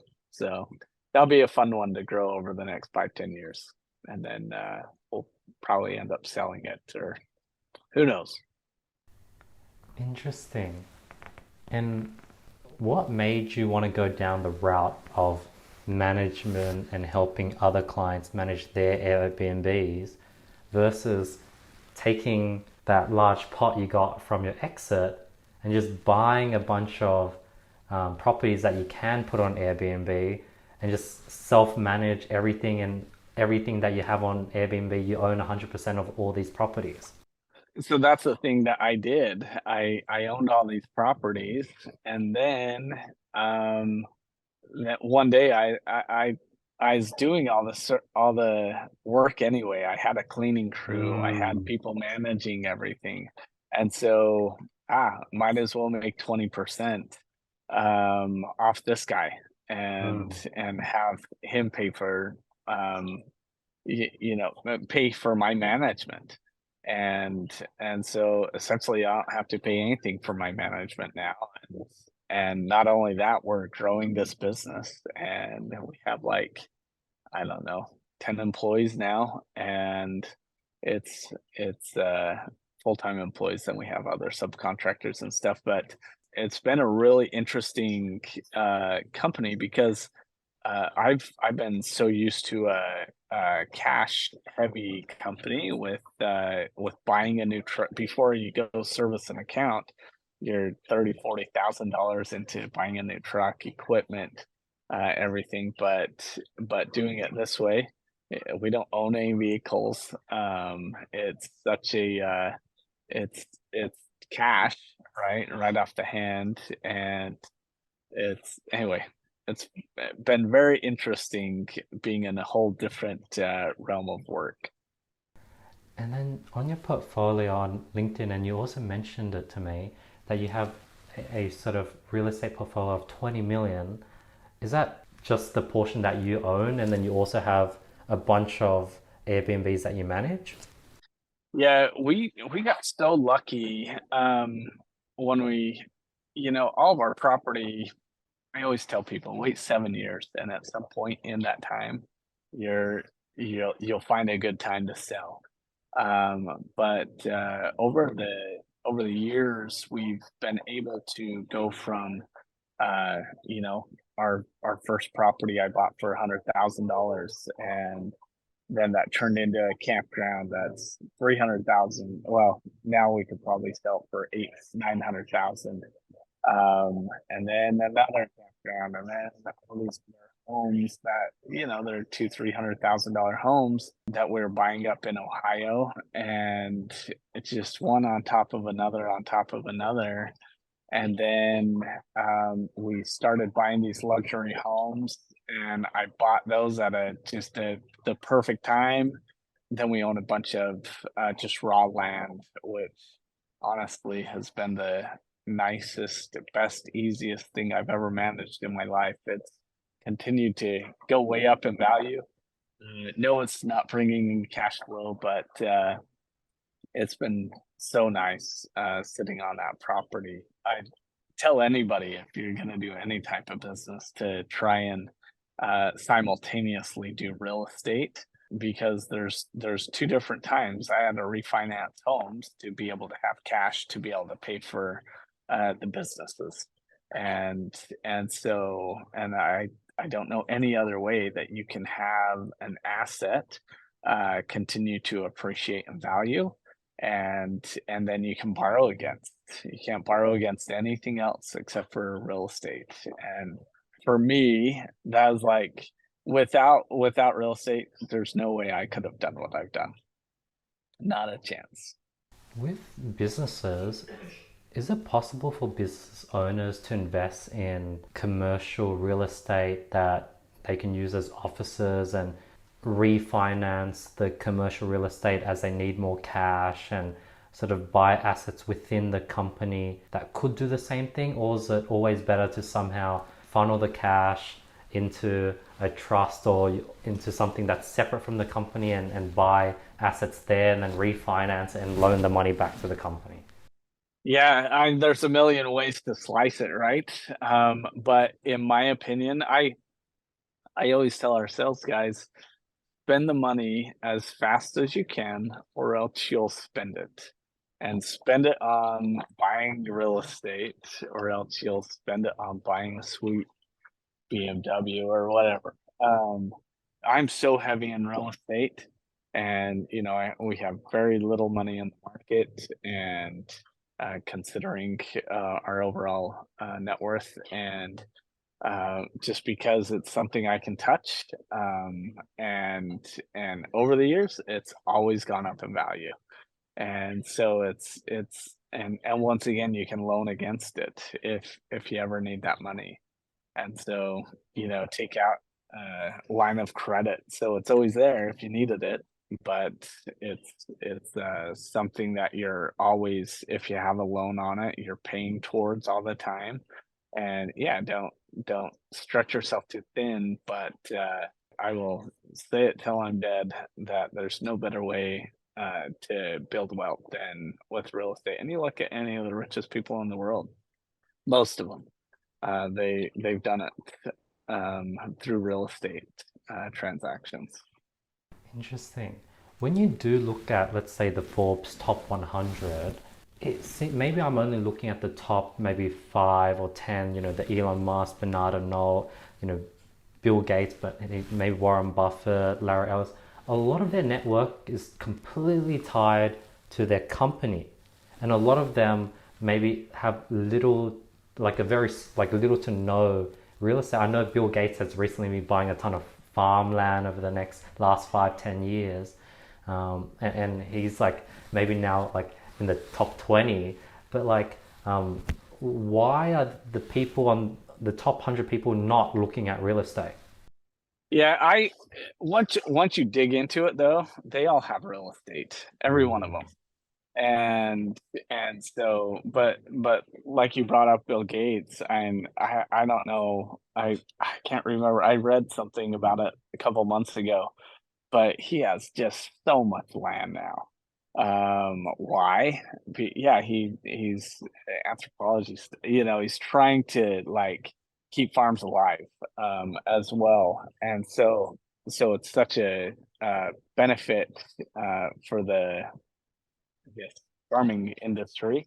But it's no secret. It's an investment strategy that he has, and so you look at one of my favorite all-time business guys is Donald Trump, and you look at what he's done with real estate, and you look at so many other real estate gurus that have done it, and it's a long slog work to get there, but after 20, 30 years, 40 years staying focused on it, they always end up with a huge nest egg.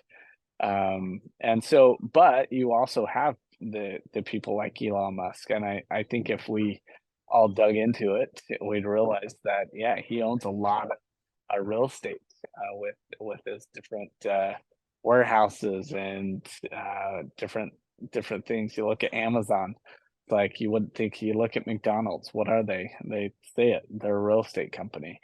So once again, I think like for any little business, if you can buy your office, and we don't own any of our offices, which I wish we did, but we couldn't. We just couldn't afford it for so long. We almost pulled the trigger a couple of different times, but just never did. And now we're just at a different stage, and so we don't. But if I held all the cards, I would.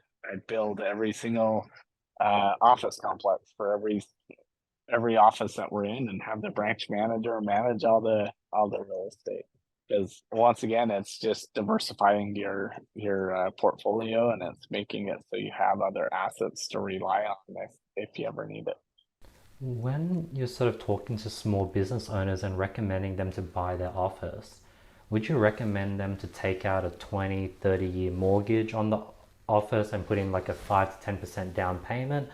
Or would you recommend them to pay off as like, if possible, buy the whole thing in cash? If not, put in the biggest amount deposit you could possible. What would you recommend? Yeah, it's obviously everybody's in a bit of a different situation.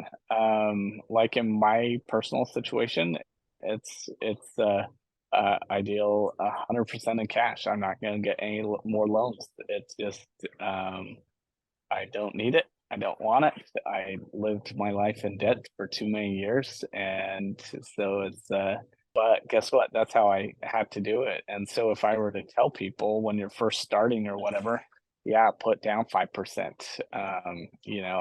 I put down $1,000 on $100,000 house when I first bought my townhome. And so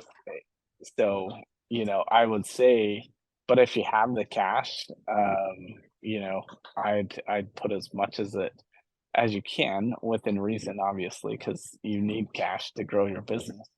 But always know you can get it back out of your house.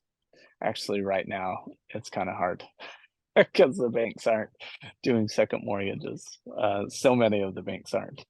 You can get it, but right now with interest rates, they're higher. So right now is not the best time to do it. But 10 years, a year ago, when you get interest at 4%, 3%, that's the best way to get any money. Got it. Now, Matt, like, even if the interest rates, I'm not too sure how high they are in America, even if they're like 7, 8%, and inflation was, say, 6 to 7%, or even if it was the same, does that mean it's free money? Because if the inflation is the same rate as interest, like, does that mean you're literally getting free money and there's no benefit in paying it outright in cash? Yeah. Yeah, so it's kind of interesting you bring that up because I just went in on a house with someone else. He had to finance his portion of the deal, and he by the time the the house closed is when interest rates went through the roof. And I I think the interest rate is like at 7.5% or something like that, 6.5, 7%, something. But it makes it so the house doesn't cash flow. And he was saying, should we do it? Should we do it? I don't know. And I was like, well, if you can afford to cover the remaining balance, I said, I personally am fine, and I say, let's do it. Because once again, within 7 years, we'll find some time that it will be worth it. We'll be able to sell it. But real estate's just one of those games. So many people try to do flips and stuff, and it's like, God, you're paying short-term capital gains. You're not really making money. You're giving yourself a job. But real estate's a long haul game, but it's in my opinion the best one that any of us can be in. Interesting. And Matt, what made you really decide to just like pay everything outright in cash? Like even if you played it super safe and like leverage 50%, you had $20 million cash, got another $20 million in mortgages and had a portfolio of $40 million, like that would be in a super safe position. And if the interest rates are like, even if it's at 7.5%, and the inflation is at 6%, you're losing 1.5% to interest every year, but you can reinvest that money anywhere and get more than 1.5% interest. Yeah. Have you ever heard of PTSD? I have Mm. PTSD with having, but now it's like nobody can touch me, and I own it all, and so here I am. It's interesting because and I sometimes honestly I doubt my strategy. I think, gal, should I just go get $20 million? Because I easily could go get $20 million at this point, and I could have 100% increase. But it's not. I guess I'm out of that game right now in my life, and I live on a sailboat, and I have very little worry in my life right now, and I like it that way. That is awesome. And Matt, when you talk about that 7 year sweet spot, does that mean you're looking to sell something you bought every single 7 years once it turns 7 years old? And if so, why not hold things forever? Yeah, the saddest thing I ever sold was the first house I bought, the first townhome. And someday I'm gonna buy that back. I don't care how much it costs me. Just out of moral obligation to myself. Because I do feel that you should hold it forever. If you can. I just barely sold last week. Uh, a home in Utah, and I listed it for higher than I thought, and it ended up selling. So away I went. Um, and I bought it for 1.1, sold it for 1.5 2 years later, and not a bad situation. Didn't make killer money, but is yeah, made a couple hundred grand on it. So it's hard, and I actually wanted to reinvest some money in a different property that we have. And so that was kind of my motivation in selling something. But yeah, I think if you can get it to cash flow, yeah, just hold on to it as long as you possibly can. And maybe there's some point that you want to sell a couple places to be able to invest in a bigger complex. And I love Rich Dad Poor Dad's philosophy on all that, and I swear by it. He would advise you to take out way more debt than I'm comfortable with at this point in my life. But at the same time, it's how you get rich in life is how the common guy can get rich uh, is just by following Read Rich Dad Poor Dad. He'll spell it all out for you very easily. And then after sort of selling a part of Greenix, prior to that, like, does it make it harder for you to now move money around and have your business as like a cash flow funding business to fund your real estate? And does having a partner make things tricky for that? And now you can't just pull money out of the business to like put it into real estate when you like? Yeah, totally. It does. And but at the same time, it's so interesting because there's good things and bad things about it. Because if you're the sole owner, you can kind of get away with doing a lot of things. But when you have partners, it holds you accountable to growing your business and keeping the cash in the business and running. And I'm gonna say running the business legitly. And it was so funny during COVID relief money when that was all given. So many people were complaining, didn't they didn't give me any money. And when they gave the checks out for relief, people would be like, "Oh, I didn't get any money." And it's like, well, you're not paying taxes, so and your business is not making any money. At least that's what you're saying on your taxes. And so therefore you're not going to get this money. So they're complaining on this side, but yet they won't run their business legitly and pay their taxes and everything else. And so honestly, having partners and stuff, it holds the whole business accountable. And then you have a sellable asset because if the owner is siphoning off all this money, you don't have a sellable asset. And once again, the owner becomes the biggest problem to the company. And then, Matt, was it 3 years in where you had a partner buy in, and from that moment onwards, you had to go by this philosophy? Yeah, and we had a smaller partner in the beginning as well, and we ended up buying him out and then bringing on this other partner. And so I've with Greenix really from day one, it's been legit. It's been good, which honestly is a huge blessing, right? To get us to the point that we're at, to be able to have a sellable asset. Anyway, I see it so many times with small businesses. Um, it's interesting being in the Caribbean. So many of these little businesses, they'll only take cash. That's it, just cash. Why? Because they don't want any accountability on the money. Then they complain about the government, and then the government's mad at them, and then it's just a on-road spiral. And so, sure, I complain about taxes all the time, but I still pay them. And Matt, what was the catalyst for the initial small partner at the beginning of Greenix, and then that next partner 3 years in? And then how many years old was the business then that equity firm bought in? Yeah, so it's so funny.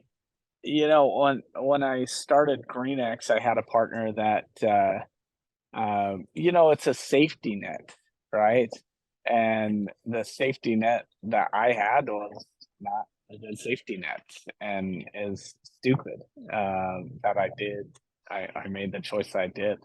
And so it cost me a lot of money to get rid of that safety net that I thought I needed and wanted. Because it's scary to do anything on your own, and and it's easier to grow when you have two people that really care, or a group of people that really care. And we talked about this already, but and then the second partner was way more of a strategic long term play, and he had been in the corporate world, had some money, built a couple of small businesses. At the time, I had a lot of trust and, great guy.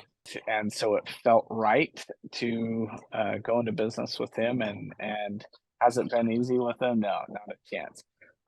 But it's been a great blessing to me and him. And so he's brought a lot of great qualities to the table. And then with the private equity group, I'm trying to think, is about 10 years, almost exactly 10 years from when we started, is when the private equity group bought in. And once again, it's bringing them on has brought more accountability to the whole thing, which in the end has been, at first it's always a little uncomfortable, but in the end, it's been a huge blessing to have the more accountability. Interesting. And then when the private equity company came in, did both you and your partner had to sort of give up shares? Yeah, yeah. Got it. Wow. That's so crazy. Huh. Yeah, which you know, it's inevitable there will be another deal at some point down the road, and it's such a good asset to hold on to. I hope I don't have to sell anymore, but who knows? You just it at this point it's kind of out of my hands in a lot of ways. Having a board and everything, it's I don't call all the shots anymore. And when equity, like when you sell equity, how does it work? Like, let's say the next company comes in and buys 50%. Does that mean the private equity firm would give up half of what they hold, you would give up half of what you hold, and then your other partner will give up half of what he holds left, and then it sort of becomes a percentage of a percentage that everyone gives up? Yeah, typically with private equity companies, they have loan covenants themselves, and so they have most of them that I know of. I don't know that whole world very good, but most of what I know, typical turnaround time is about 5 years when they want they come in, they buy the company, and they want to be able to pay their shareholders back within about 5 years. And then, Matt, you talked about the importance of getting to a point where you're now able to, travel around the world, and you were sort of traveling in an RV before you sold the company. How did you go about getting yourself out of the company? Like, how did you find your first CEO? Did you even have a CEO prior to selling 50% of your company? How did you slowly wean yourself out of the company? It's so weird. I so I moved to Ohio to start it, and then we moved our headquarters back to Utah. We had like call center people in Cleveland and Cincinnati and Columbus, and it's just always so chaotic. And we finally got a little office in Utah, and by doing that, at first I was flying back pretty much every other week from Columbus, and I considered moving to Utah because that's where most everything was happening. And then I was just able to slowly kind of, we hired a guy over sales, and we hired a guy over servicing. We hired a CFO, and then eventually, it is kind of interesting. COVID was the biggest catalyst to helping me really be able to free myself from it, because I still I didn't need to be involved, but I was still involved because everybody's doing a great job, better than I could, and but I still felt like I needed to be there in the offices and different things. So we're going to all the different offices and stuff. But then when COVID came, it really put a stop to all that. And, a year went on and then a year and a half and it just kind of evolved into what it ended up being. You So guys, COVID was a huge blessing to us. how did you guys survive through COVID? Like, you could, I guess you can't do door to door during COVID. So what happened? And since I guess you guys are mainly commission only, I guess that did that benefit you guys a lot because you didn't have any expenses? What happened during COVID? Yeah, is crazy. We actually that next summer of COVID, we still had guys go out, which we couldn't in all of our markets, but we had decided that we were going to slow growth at the end of that summer of COVID, and so it was like such a huge blessing because we couldn't host all of our sales guys in all of our markets, and so we pushed them off to other companies and stuff, and it was like so nice because we didn't have all this huge growth again to put us more in debt, and it made our numbers so much better by the end of that year because we by default because of COVID we couldn't sell in all the markets that we had. So we had I wonder what the ratio we had probably 50% of our sales guys selling for our company and the other 50% selling for other companies throughout the country. Interesting. And during COVID, were you still allowed to service households? Yeah. Yeah, we're an essential business, and so we're able to still continue servicing homes. That's so cool. And you talked about your salespeople selling for other companies. Tell me a bit about that. How does that work? Great question. I don't know. No, is just calling other companies and saying, "Hey, we have all these guys, and we can fish them to you," and then we made a little bit of money on the top of it, not much, and in the end, probably nothing at all. But yeah, just we just got on the phone, and the industry is pretty connected too. Most of the bigger players have corporate offices in Utah, and they're all pretty close to one another, and so you kind of know someone knows someone in every other pest control company, all the summer sales door to door companies. Interesting. Talking about selling for different companies, like, is it possible for you guys, and are there other companies that have many different products? Like, you have your sales team, you have the pesticide service.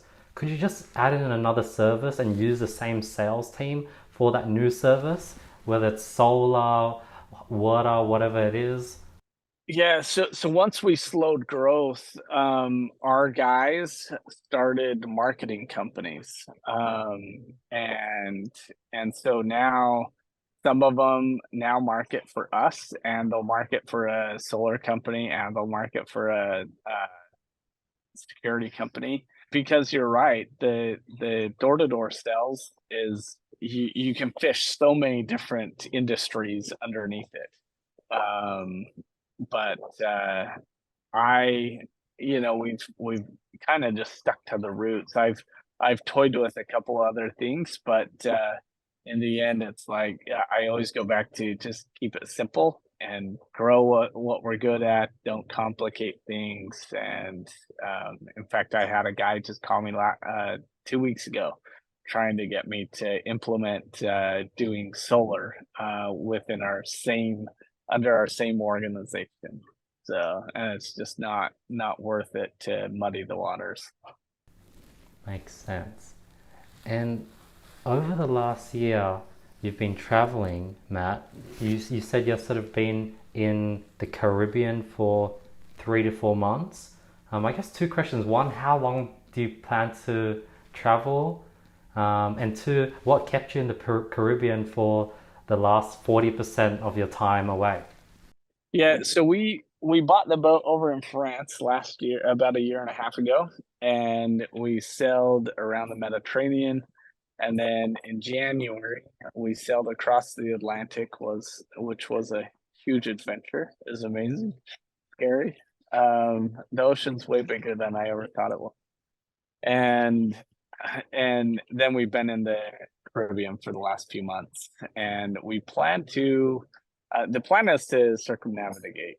So like I said, we'll be in Australia in about a year and a half, and we just next summer we plan to be in the South Pacific. So pretty exciting.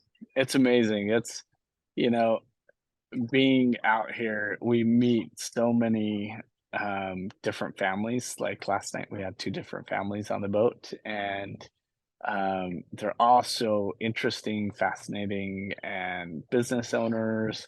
And it's been so fun for me to be able to learn and grow and meet so many people from so many different places around the world. It's sad too, though, because you meet and have these wonderful neighbors, and we'll have them for one more day, and we're leaving tomorrow to go to BBI's, and so we'll leave all these wonderful friends that we've met over the last few days. So it's our paths will cross again, but it's always hard to rip those friendships away. And did you always have sailing experience, Matt, or is this something you picked up recently? Just picked up. So we bought our boat with pretty much no experience, and then we hired a captain for the first 3 months with us over in Europe, and he kind of learned to sail. And now we were joking the other day, we finally can call ourselves sailors. We can put up the sails and sail somewhere without screaming at each other about this or that or breaking something. And um anyway, it's been a pretty it's cool because it's so thrilling to me to push myself in this way. Because every day you're on the sea, and if you're not watching the weather, if you're not watching the charts where the rocks are or whatever, if you're not anchored in the right place with the wind or whatever, you get pushed into the rocks. And so there's always something that keeps you on your toes, and it's very exhilarating life. And is the boat and the setup you have, it's mainly wind powered? Yep. Yeah, it's so we have it's called a Outremer. It's based out of a company out of France. And yeah, it's sailboat, catamaran, and I'll send you a picture of it. But it does have two diesel motors in it that we can slug along using the motors if there's no wind or something. But yeah, we just sail it everywhere we go. It's pretty magical. When you're going across the Atlantic, were there days where there was literally no wind and you were just sitting ducks? And were there days where it was thunderstorms, big waves, and your sails are down and you just are all hauled into the bunker and just like all hugging each other? Um, I we actually so I have a little YouTube channel, and I posted on it. Our I just We just barely got our Atlantic videos posted, but so it illustrates that we never had days with no wind, but we had several days that we got caught in a pretty bad storm that we had to go up through the eye of it and kind of circle out the top side of it. So we were coming across, then we had to cut straight north about 150 miles to get around the storm. And so there's lightning on both sides of us, but blue skies right where we were, and that was pretty scary. I knew I was gonna be okay in the end, but it was pretty nerve wracking going through the whole thing. Like I said, it's way bigger than I thought it would be. Because, like, even with the GPS, you're like a dot in this big area and you're zooming out and you're like, it gives you no context. You can see the storm, but like, you don't, like, you as a dot on that map, on that GPS, like, you don't know how to go around. So, like, yeah. It's crazy. Yeah, nowadays with the technology, we just got Starlink right before we crossed the Atlantic, which has been amazing. And so there's different softwares that you can put in exactly where you're at and your boat pullers, like how fast it will go at different wind angles. And so you put all this information in, and they will tell you, computerly generated, will tell you the pathway, the most comfortable pathway and the fastest pathway that you should go. And so on your chart plotter, you'll put in different coordinates. And so you just go to those coordinates to to work your way across the world. That is so freaking cool. And like, is your whole family, your kids on the school, are they being homeschooled? What is it like for your kids to grow up on a boat? And how old are they now, Matt? Yeah, so it's pretty crazy. My youngest is 8, and she's 4 years old when we took off in the RV. And so pretty much her whole life she's lived a nomad life. And then 10, I have a son that's 10 and another son that's 12. And it's they homeschool. My wife does most of their schooling, and it's amazing. We just focus on math and English mainly, and because everywhere we go, we're learning history, we're learning about science, and we put in some effort to see the chocolate factory, or how the chocolate's grown, or different boats are built, or whatever. It's been really fun to kind of take an extra effort to teach them all these little things. How cheaply could you live on a boat monthly and travel the world? Like, how low could you get the monthly expenses to if you're just a couple, you reckon? Uh, I have no idea. We spend so much money. It's ridiculous. Um, there's, but you could do it way cheaper than we do it. Um, there's a lot of people that live on a shoestring budget. Um, so I don't know. But yeah, I have no idea. Are And they you say the bigger the boat, the more you're gonna be spending. But you could do it really inexpensive if you had a 30-foot monohull boat, and only sailed it, never used the motors, and never stayed in a marina and different things. And we meet people all the time that are like that. So it's not the way I'd like to live. I like going out to dinner and renting a car, and um, doing all the touristy things at each of the places that we're at. So, interesting? And how often do you now work, Matt? um, it's so funny. So many people ask if I'm retired. So are you retired? And the simple answer is no. I don't think I'll ever say in my life I'm retired. I'll do something until I'm dead, but every day I'm doing something. I'm working on something, thinking about another business idea, real estate, just a few phone calls here and there. And so it's every day. It consumes my life, just thinking about kind of planning different things. But how much actual time I work, it's like none. It's all fun to me. So, and I never have just sat at a desk. I've never had a desk. Um, Actually, I have one now, but I never use it. But at our house in Utah. Uh, but but yeah, it's with my ADHD, it doesn't let me sit down more than 5 minutes at a time.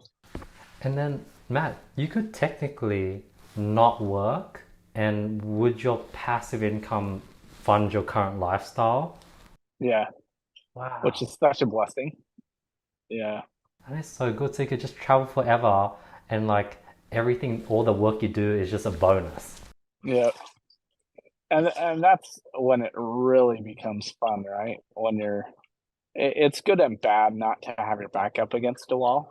I think that's why I had the success I had, because now I a lot, and I was kind of talking to the kids about this the other day. You look at someone like Elon Musk, he's just kept going and going and going and going and accomplished so many great things, and so many great business leaders do that. But I had some financial goals, and I said, okay, enough's enough, and let's live life as a family and go explore. And we'll go around the world and over the next about 3 years, and then who knows what we'll do. Maybe start another business that takes a lot of my time, but we'll see. That is so freaking cool. Right now with Greenix, how far or where are you guys at on that 100 million a year goal? Yeah, we're past it now. Wow. So, yeah, we hit it within 10 years, and which was crazy to me. But that's the power of writing down goals and staying focused on it. Did you sell it before or after you hit the $100 million a year goal? Our valuation, so we didn't have quite 100 million in revenue, but our valuation was way over 100 million in revenue. That is so freaking cool. Last thing I wanted to hit on your 2 year Christian mission, and you're talking about how you recently visited like the church, or you would go to the church in these different sort of places you visit. Tell me about your whole that whole journey and your relationship with God, or a bit about your religion. Are you Christian or Catholic? Christian. Yeah, we go to the Church of Jesus Christ of Latter-day Saints, and it's so cool. It's like everywhere we go, there's a church. There's an app that shows you where all the meeting houses are, and so we are able to attend church every Sunday, and it's so fun to be able to meet local people. But part of a little bit longer story. Our boat, the name is Leah, and it stands for Love in Action, LIA. And as we go about, we are always trying to find service opportunities, just ways to brighten people's days. And so we're on a bit of our own mission now, which has it's been so fulfilling. And a lot of people think we're just out here um, sipping pina coladas. Uh, it's we're very thoughtful of who we connect with, the different families we connect with, and strive to serve them and be good examples to them, whether it's local people or different people on different boats. And I know we have a big impact and influence on a lot of people, which is uh, it's so fulfilling to us to do that. But I'll go back. You asked about my mission when I was 19. I went to Alabama for 2 years, and so interesting. When you set out to go on a mission, you set out to change the world, to save everyone. But in the end, you find that you saved yourself. And when you forget about yourself and focus on other people, that's when you can find the most happiness. And that's like a huge pivotal point in my life to what I wanted and how I wanted to continue on. And so I've strived. Am I perfect? No, not a chance. But I've strived to live a life of service and building the people around me, because and I've there's a direct correlation as we focus and build the people around us that I know God blesses us, and he his hand will be in our life to guide us and direct us and help our businesses flourish, because he wants each one of us to be successful. And I say he wants us to be wealthy. He doesn't want us to be rich. He wants us to be very wealthy so we can bless many other people's lives. Has that viewpoint of acting in service for others, how have you sort of applied that philosophy to your business? Yeah, I think for starters is I I didn't pay myself forever with our business for Greenix for the first 5 years. I didn't pay myself, and so it putting the other people first, and I think a lot of my guys, they felt my trust and love for them, and that's what kept them working with me for as long as they did, and still as they do. But as we have servant leadership, you read the scriptures how servant leadership is done. It's if you put your people first instead of just sitting in the office behind closed doors and talking down to all your people all the time, you know, you're in my opinion, it's pretty hard to find success that way. And we brought up Elon Musk. I love like his mission in life. He's trying to better things, and so guess what he does? He gets people behind him that want that, and so it's not about killing bugs. For our business, it's not about killing bugs. It's about changing neighborhoods and brightening people's days. And one thing we have all of our technicians do is just one extra act of kindness, whether it's picking up a newspaper or some garbage in someone's yard or pulling up the garbage can, but just one act of kindness. And some of the technicians think it's the stupidest thing in the world and they won't do it, but others they thrive off of it, and their customers just love them for it. That is so awesome. And one thing that you mentioned, like really at the beginning of the call, like you are this person that gives a lot, helps others, you care for other people, but you went through that period where you had to stop growing and you decrease the commissions, and you went from thinking that you had, thousands of friends to only, three or four. And it's also like when you come from a place of giving, helping, wanting nothing but good for people, and then you take a step back and you only see three or four people by your side. How did you deal with that weird conflict and confusion? That's the interesting thing when I decided that I had to get 100% out of debt in my life. I realized not if I went bankrupt, not one of those guys would have helped me get out of bankrupt. Not one of them. If I needed 100 grand from any one of them, they would have told me to take a hike. And is that day that I realized that I had to do what I did. And so it's a hard thing, a hard pill to swallow as a leader. I try, and no, I'm not perfect at this, but I try to be a good friend to everybody I come in contact with, and I feel like people should reciprocate, and but it's like, but I'm sure a lot of people would say I'm a horrible friend. So I don't know, but I find it very fascinating how many people that I would have thought were my best friend that would have done a lot for me, that now they couldn't care less about me. It's amazing when you pay someone a little bit of money to be your friend, what they'll do for you. When you named your boat Leah, when you're talking about sort of every day, whether it's sort of supporting the local store or having someone on the boat, a family on the boat, and sort of, really seeing who you want to help and give time to, what does that entail? Are you sort of just really building sort of meaningful relationships, sort of bringing joy to other people? What type of acts or services did you mean when you sort of named your boat Leah? Yeah, one of the biggest, I don't, the simple answer is I don't know how to answer that. But like yesterday, for example, we went to church, we go there early, we stay late, we meet everybody there, and we try to brighten everybody's days there. That's our goal. I think it's a good example to all the people around us. Every other boater is shocked that we go to church every Sunday.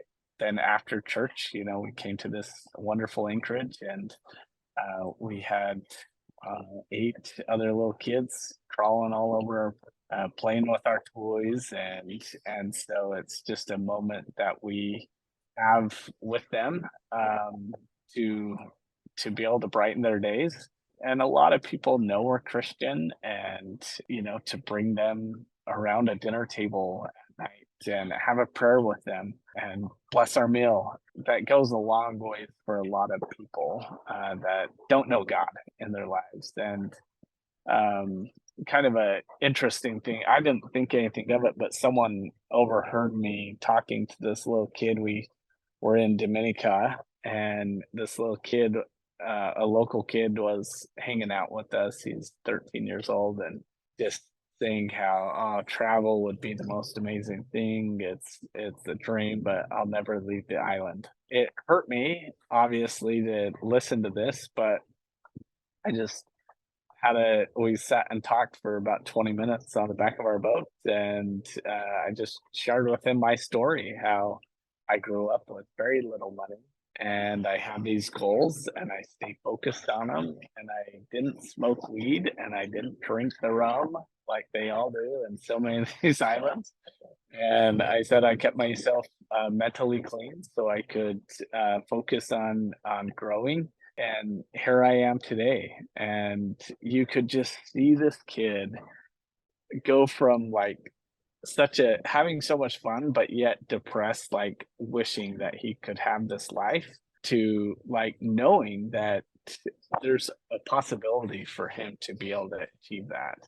And I know, and the guy that overheard me talking, he's like, that kid 20 years from now is going to come find you and thank you for that conversation. And I didn't know that he'd listened to anything, but it's cool to have these powerful. A lot of people look up to us because we live on a boat. We live this so-called dream life, but we're just normal people, and we worked our butts off to get to this point. But we're just normal people that have worked hard and been very, very blessed. How big of a role did your partner play in your life? Was she part of the business? Did she have her own career? What was your relationship like?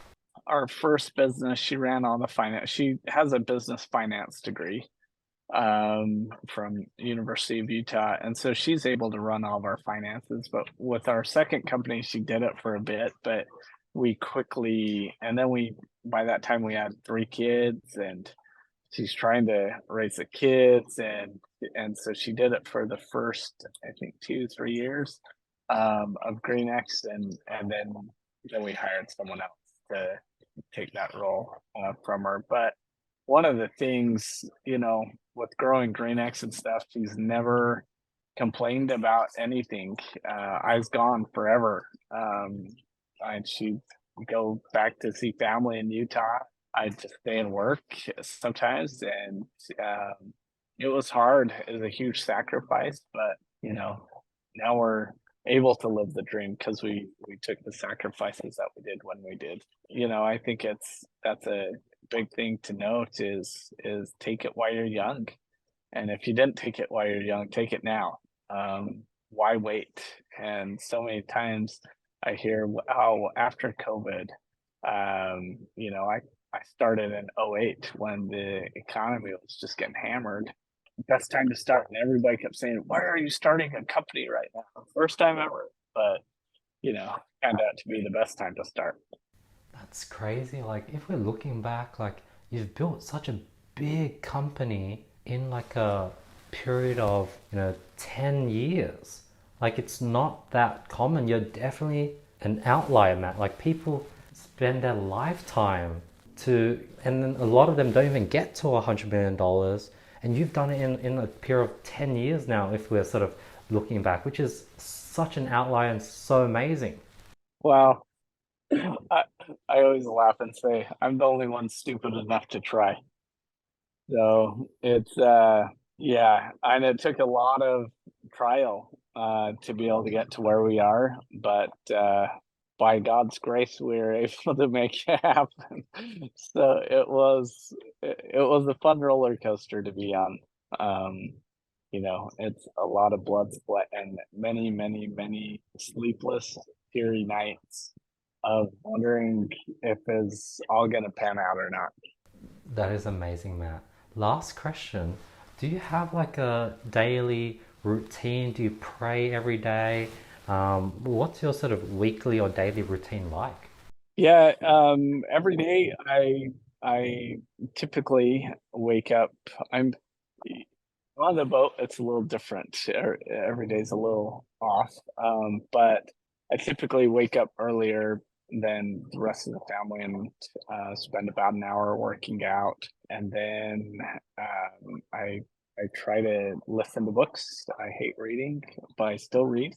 But I read and listen to books as much as I possibly can, and then pray in the morning, pray over every meal, and then at night we have a little devotional with our family. There's a really cool app called Come Follow Me, and it's a just a Christian based app that right now it's all out of the New Testament, and we go over that as a family every single night.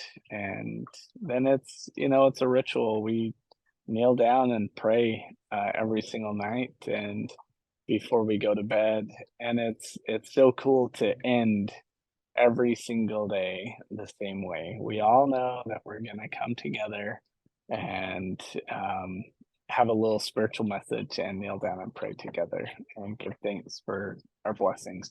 That's pretty much it as far as the routine these days. Are your morning prayers the same pray each day, and it's like a prayer that you repeat each morning? And then are your nightly end prayers, are you just reading, sort of going through the New Testament, and then once you finish it, you start again from the beginning? Yeah, great question. So the simple answer is no. We uh, totally believe that we have a personal relationship with our Heavenly Father. So I speak to him like he's my father and, really contemplate with him. And through his spirit, we can be guided. I look at so many things in my business and it's like, oh, there's God's hand in my life. There's God's hand in my life. There's God's hand in my life. There's God's hand in my life. And so I think that by having daily scripture study and prayer with him, it makes you more connected to the Holy Ghost and will allow you I'm going to say the God-given power and access to be able to have his guidance. And I tell people this all the time, as we can align our personal goals with God's goals, he can bless us and he will bless us. And so, one of my goals is to be able to serve people, and we serve a ton with our money, and we it's been so fun to be able to have some liquid funds to be able to help with this or that. And it's been really cool to see, to, I guess, have that promise to God that what I would do with my money and wealth, then to be able to see that come to fruition and to be able to actually donate to this or help this person in need. It's and one of our favorite things to do while we're sailing is give a $50 tip to people not expecting any tip at all. And in Croatia and Montenegro last year, we had so many people that would almost be in tears of, of just gratitude, could not believe in. I remember my barber, my haircut was $1 or $7, and I gave him $100 for it, and he just started crying and gave me a big old hug. And it's so cool to have liquid money to be able to do just little simple things like that over and over and over. Has your prayer and relationship with God now change or differ to like when you're in the company, when you're in debt and you're stressful and you're in a tough period, or has it been consistent? Yeah, I totally say it's changed a lot, because perspective has changed, right? And your parents will always say, "Oh, we know better than you because we've been through it." And they do. The older you get, the more experience you have, and so I feel like my relationship with God has totally changed for the better since selling and having and growing this business and having the financial freedom that we have now. And one of the kind of cool aspects to that is um, I not having debt brings such a level of just confidence and peace to be able to go about your daily life and not have worry and stress allows you to more freely have an open relationship with God. And and so I feel like it's just helped tremendously to because I was always focused on it, but now it's like I could say, ah, I don't need God. I have it all. I have all the money I ever need. So who cares? And go on my merry way. But that's not what will bring true happiness. Is there anything that you could tell your past self that was in a place of immense stress when you had all this debt and you're constantly biting more than you can chew, or you're constantly eating the end of your own tail? Like, what could you tell? Is there anything you could have told past you that could have made it easier for past you? Um, no, it's so hard. What would you say when you're in the depths of despair of having millions of dollars over your head and don't know how you're gonna make the next payroll? And but the first thing that came to my mind when you said that is The Count of Monte Cristo. I love that book and just the patience that he had. And it's, the biggest thing I'd say is patience, and it's a virtue. And if we can learn to have patience with real estate, with our businesses, with our partners, with our families, that in the end, we'll always win. But we need to have patience. That is beautiful. Matt, I'm so grateful for your time today. I learned so much. We went for super duper long. I think it's like we passed the 3 hour mark.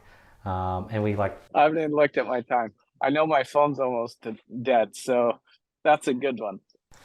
we knocked through so many cool different topics. I love how kind you are, how honest you are, how you're open with everything, and how you've shared all these lessons that you paid dearly for. It was such an amazing chat with you. You're so humble, down to earth. And when I reached out to you, you so gave me your number, I gave you a call, and you're so kind over the phone. And I was so excited to do this with you after just hearing your voice and just hearing how cool and down to earth you are. So yeah, thank you so much for your time. Well, it's been a great pleasure, and once again, what you're doing is awesome. And I know you're trying to build something, and keep doing it.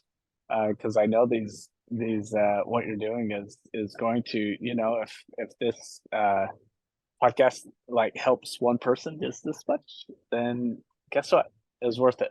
It's worth the couple hours, whatever. To me, Matt, where can people find more and follow you along your journey? Where's the best place for people to keep in touch and find more about you?